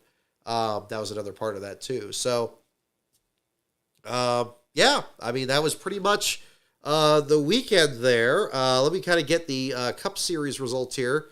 Touch on the rest of that. Chastain, the winner over Blaney, Larson, and Byron. After Bell fell out, they finished in the top 5. Chris Buescher. This was another thing that was interesting, I think, with this race. What we saw in there, for anybody that may be critical of Chastain and winning, even though he's not a playoff guy, really think about these teams and how they're prepared for the playoffs and consider which teams probably put together a great Phoenix car, anticipating that they probably would make the Final Four. And look who those drivers were. It was Chastain, it was Buescher, it was Harvick, them for sure. Even Hamilton to a certain extent, although I think Hamilton's car wasn't quite as good. Those other 4 cars probably thought they were going to be the Final Four. It just didn't work out that way. But when you still have a car that's a rocket ship, it's going to go out there and kick some ass. So that was good to see. So I'm glad that they came up there and really mixed it up with the other playoff guys. I think that made it really interesting.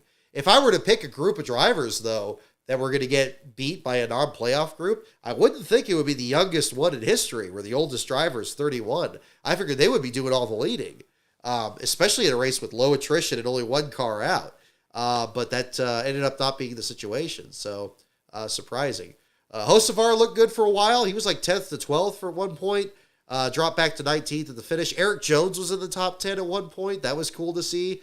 Drop back. Bubba Wallace, again, mentioning him getting 10th and beating Truex in the point standings. Great job by him. I mean, my goodness, there were a lot of people that turned heads. The Star Wars sponsorship was interesting. I've been on record here on the show that, again, I'm not one that was either had his childhood made or ruined by George Lucas over the years, but they did leave us with a flyer. I didn't bring it with me here. They left us with flyers for the Columbia. What was it? The Luke Skywalker Pilot Collection that they were promoting through this paint scheme thing there with that, and it was really it was cracking me up because on Friday, I mean, again, I'm not a big Star Wars fan, and if you are, okay, fine. Again, I'm not going to tell people to not like stuff that they like, but I think a lot of the imagery of Star Wars kind of cracks me up, and one of them was this. In the list of the items, one of the items was like a fanny pack, but it's like they said, oh no, it's not a fanny pack, it's a crossbody bag. So I guess you wear it like this, like where this cord is. So you just wear it strapped across your body there, and it looks like, I guess, something like a movie prop or something. But it kind of looked, the way they made it, it kind of looked like a fanny pack with a calculator taped to it. And I was just kind of like, well, this is kind of just the craziest thing in there. So we saw this flyer, and Lastbro and I were kind of looking at it and kind of just remarking about it. And then the next day, we went to the track. I think this was Sunday for the tweet up.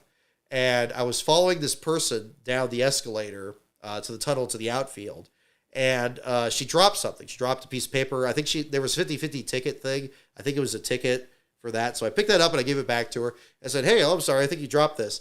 And it's like, oh yeah, thank you. And so when she picked up, she had the bag. She had the crossbody bag. And I was like, wait a minute, that's not supposed to be out yet. It's like, where'd you get that? It's like, this, because I guess this whole promotion is supposed to be out in December or something. But yeah, it really looked like a fanny pack with a calculator on it. And she just zipped it open and put her ticket in there. And she wasn't even wearing it. She was just like, she was holding it in her hand like this. So I don't know if it broke or if it just didn't fit right, or she just didn't want to wear it. But I thought that was kind of funny. So I think, marketing is always a silly thing. I mean, I feel silly marketing my own stuff, like, like the book and all that.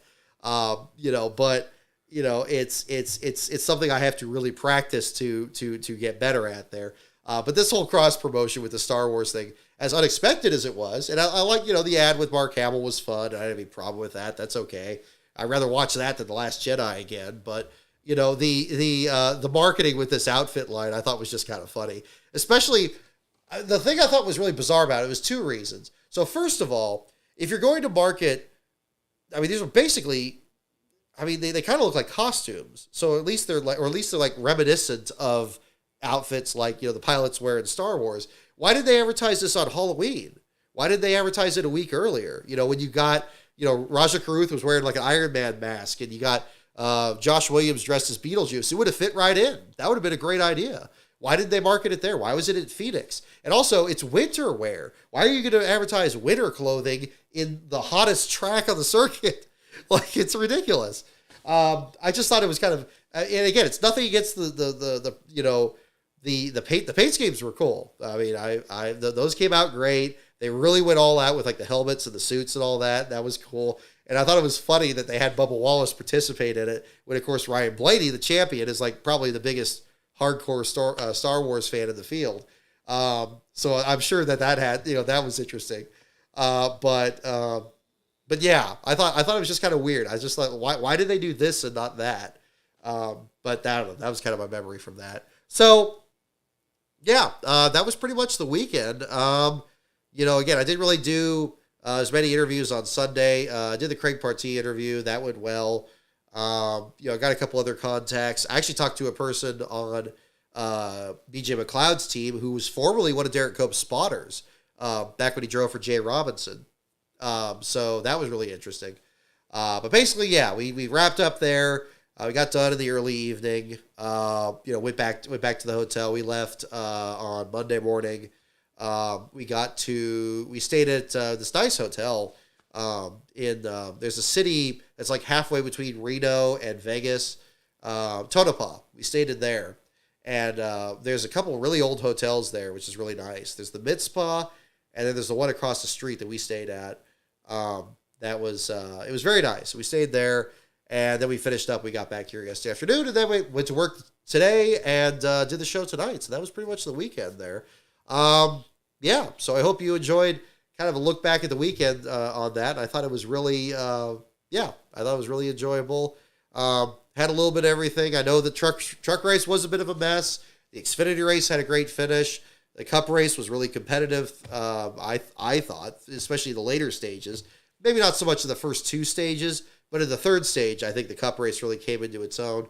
Not to say there can't be improvements. I think that you still don't get the sense of the cars being almost too fast for the track, like you did maybe in the late 90s. We need to kind of get back to that. And of course, the cars slide around a bit more. But it had its share of drama there. And with the low attrition, anything could have happened, which I thought was exciting, especially if somebody, came to blows there and got, spun out or something. But yeah, I thought that was interesting. So a good way to cap off the year. Again, I hope you guys enjoyed following along with it. I know it was a lot going on there. It turned out to be kind of challenging to promote the Cope book because there was so much that was happening with the championship weekend. But I feel like still pretty much made a good push there. I think people are at least aware of it. Again, quality over quantity here. But that's going to be kind of the push going forward between now and next Tuesday. We're going to do our next live stream on November 14th. Now, that was the other thing on top of this. It was a little bit stressful because during this entire weekend, I was having trouble uploading the file to Amazon. It just wouldn't do it. It would give me an error message, but it wouldn't say what to fix. Luckily, I had an editor that's really helped me out on that, and we finally figured out what it was, but it wasn't until like Sunday night. He gave me the earlier, but it wasn't until Sunday night or Monday that I could even look at it and get that fixed. So, knock wood, right now, it's uploading right now as we speak, and hopefully it's up. And we should be good. But regardless, either way, it'll be up, and we'll just get it up there. At the very least, we'll have it in ebook form on the 14th. But paperback and then the audiobook takes extra processing time. That's the one I know is going to take longer. But the ebook and the paperback book should be okay on that. So yeah, and that'll be coming up next week, and we'll do the live stream here, which is going to be at 3 p.m. Pacific, which will be 6 p.m. Eastern. We'll do a live watch along of the 1990 Daytona 500. Hopefully YouTube doesn't have a problem with that. I'd like to do that. Failing that, we'll do some conversation about Derek and about the project, and answer any questions you may have about it. Just make an evening out of it. So I definitely look forward to hopefully having you guys on there. Would you guys like some trivia to wrap up the night? Maybe one or two questions here. I know it's already been a long show.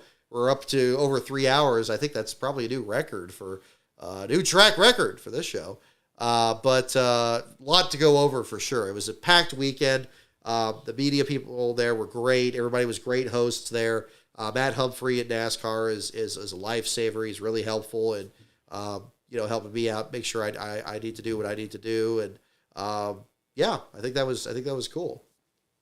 So we'll do a couple questions. I'm just gonna go ahead and just pick a couple here from the wild card category, and we'll call that good here for tonight. And we'll do some more trivia here on the Cope thing too. We'll probably splice something in, maybe halfway through the broadcast or afterwards here, just to kind of have some fun with that. I'm keeping things pretty loose for that show. We'll find out on that. So let's do this here. All right. So a couple questions in the wild card. We got this one here is, what city saw Jeff Gordon compete in his first organized quarter midget race? What city saw Jeff Gordon compete in his first organized quarter midget race? That's our first question.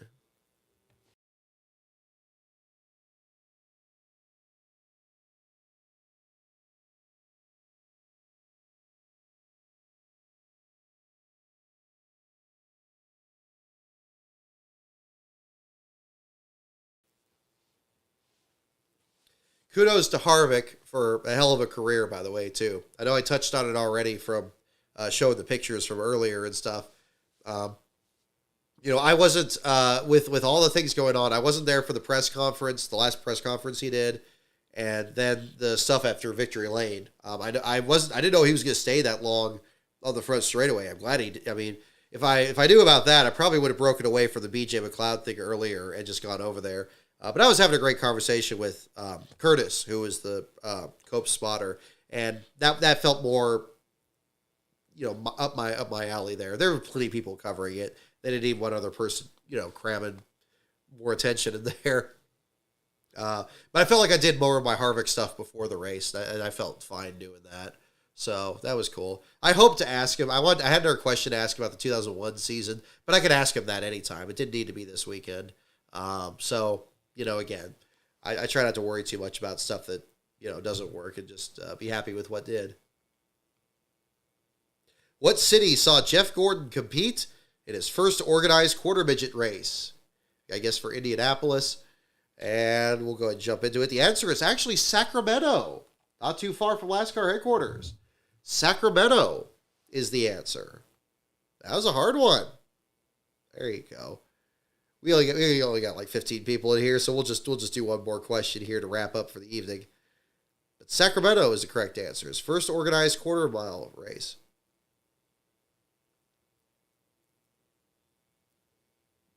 Alrighty. Let's see. I think we did that one already.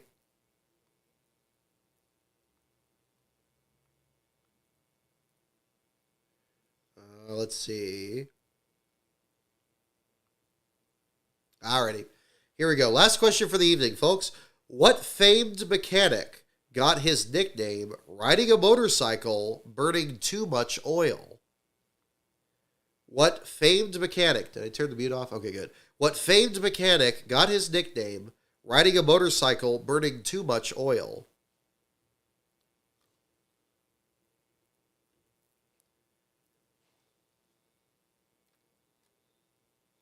Have you heard anything confirmed about hybrid next year, Alan Stover? I have not. It's a good question. The interesting thing from the state of the sport thing is that it sounded like the trend was not towards electric cars, but more towards hydrogen-powered cars. There was a lot of buzz about that. I don't have anything firm on like a planned schedule or anything with that. I do know that I think it was Steve O'Donnell said he was going to Japan for some kind of meeting.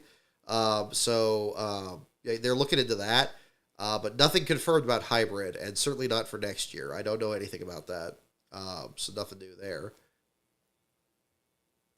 What famed mechanic got his nickname riding a motorcycle burning too much oil?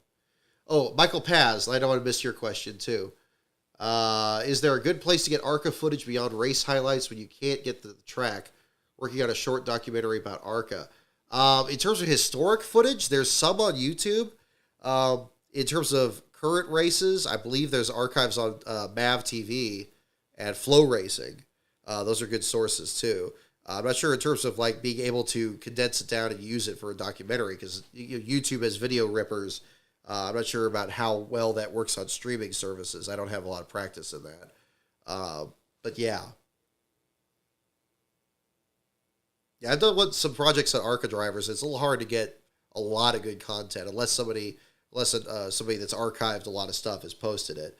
But yeah, there are some ways. What famed mechanic got his nickname riding a motorcycle, burning too much oil?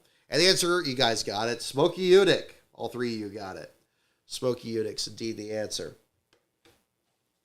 Alrighty, folks. Well, tell you what, it's been a long show this evening. Thank you so much, everyone, for tuning in. You guys are awesome. You don't have to stick around, listen to me blather on all night. But I appreciate you so much for tuning in. And thank you so much, everyone, for following along this weekend and championship weekend. Like I said, my goal was to really just take everything in, especially with the Championship 4 and Harvick's deal. And then we had the last car stuff on top of it here, too, which ended up being, I think, pretty dramatic in all three races. Each had a little bit different in terms of a story to tell. And I hope you guys enjoyed the articles on that. I do want to, last but not least, here to mention this, too, because I almost completely forgot to mention this. Some of you may have noticed that the lastcar.info site is not showing up at lastcar.info. That is absolutely I'm absolutely to blame for that. Google reached out to me last week, or I guess not just me. For those of you who don't know, the website started on Blogger, which is a Google service, and then I bought a domain from Google Domains. That's where I got lastcar.info from. So it was registered through that. I was then notified last month that Google Domains has been bought by Squarespace. So I, made sure to get the domain transfer started and get that going. I was hoping that process wouldn't kick off until after the season was over with. Unfortunately, I didn't understand the process clear enough. So when I hit the button, it's the equivalent of like, it's not moving your house to another place. It's like taking your dining room table out of your house and putting it in an empty lot. So they got to build another house around it. So basically what's happening right now is the website is still back at the old domain, which was back in 2009, which is brockbeard.blogspot.com. If you go to lastcar.info, it should direct to that page now. That completely freaked me out because last week on this show, you may remember that I kind of cut off the show kind of quickly. Like I didn't talk as much about Phoenix. That was why, because I couldn't get the site to open and I didn't know what the problem was. And then I had like a doctor appointment the next morning and my blood pressure was up because I was just like, oh my God, did I delete my website a week before the championship? Did I really do that? And then I was like, oh God, I'm gonna have to build it all over from scratch. Did I lose the stuff? And then I went to Blogger and I was like, okay, maybe I can start another site there. And then I opened that up and all the stuff was there. And I was like, oh, thank God. So that was nerve-wracking. So I apologize for any confusion because that was absolutely on me. I just didn't understand the process there. But there's an opportunity with that. So since the domain's been changed and since I now have the ability to now transfer that material to the site, which I've now done, I can build a new site around it, which has way more whiz-bang things than Blogger had. So I can put, like, for example, biographies of myself and our other staff writers, maybe try a different format that maybe is a little easier to navigate so you don't have this long column of, like, all kinds of stuff there. I'd like to have it more or less the same way as before. But yeah, so the long and short of it is we're going to have a new lastcar.info for next season. And it's still going to have the same statistics on there. It should have the same archive on there. And hopefully it should have the same domain on there. So you shouldn't have to update any bookmarks or anything. So that's what's going on. So in the meantime, you still can access LastCar. If you Google LastCar and the links don't work, check my Twitter page. It has the link, the new link on there, or the old link really. And it's all still there. So there's no change. And that's what I did with the articles at Phoenix. I posted them there. So I wanted to make sure to mention that. I probably should have mentioned that at the beginning of the show, not at the very end of the show when people aren't watching. but that's in there too. So just so you know. So, yeah, I think that brings it up there. So that's another one too. Yes, and that's the other problem too, Beast of Metal. Yeah, the old site wasn't displaying a valid security certificate. That was the other problem. When I bought the domain from Google Domains, for some reason it didn't maintain the security certificate, and it didn't keep that up. I don't know why it didn't. I tried to get that fixed. It didn't work. And probably what happened was Google was dragging their feet because they're selling it to Squarespace anyway. So luckily, at Squarespace, they have the certificate. I'm not stealing anybody's information or anything like that. If anybody has an issue with that, please let me know, because that's definitely not intended. But, you know, there's never been a credit card information thing on my site or anything, so I don't think there's been any problem there. Yeah, so that'll fix that too, which is good. So the new site should be all set. And I don't usually post anything over the off season. Ben has another article this week on the West Series that we're going to post. I have another interview that maybe is going to be an article as well this off season. But beyond that, I'm not planning a lot of content on this site. The focus is going to be much more on videos on the channel instead. So I'll have some more updates on that. But yeah, Beast of Metal, you're right. That's another issue with that too. John Vaughn, yes, the NASCAR Cup champion was BJ McLeod. He clinched it at Martinsville. And the certificate is on the eBay page, which can be found on my Twitter page as well, or on the NASCAR site actually as well, at brockbeard.blogspot.com, the old domain. So there you go. So that will do it for the show tonight, folks. Hopefully I covered everything on here. Thank you so much, everyone, for watching, especially the 13 of you still in here. I think we have a new record for the longest show that we had on here. We didn't even have inspection to wait for now, did we? So there we go. So in the meantime, the website is brockbeard.blogspot.com, also known as LASCAR. The Twitter feed is at LASCARonBrock. The Patreon is patreon.com/LASCARonBrock for more bonus content there as well. Our next live stream is going to be next Tuesday, November 14th at 3 p.m. Pacific, 6 p.m. Eastern, where we'll do a live watch-along of the 1990 Daytona 500, and that will be the formal release date of my second book, Cope, which will not be followed by Mauled and Seethe. This will be the biography of Derek Cope, the 1990 Daytona 500 champion. Spoiler alert on the race there. So we'll talk about that race. We'll watch it together. We'll have some fun on that. Yeah, we'll just kind of see what happens. So I hope to see you guys there. In the meantime, thank you so much, everyone, for following along, for watching. Have a great evening, great week, and I will see you all next Tuesday.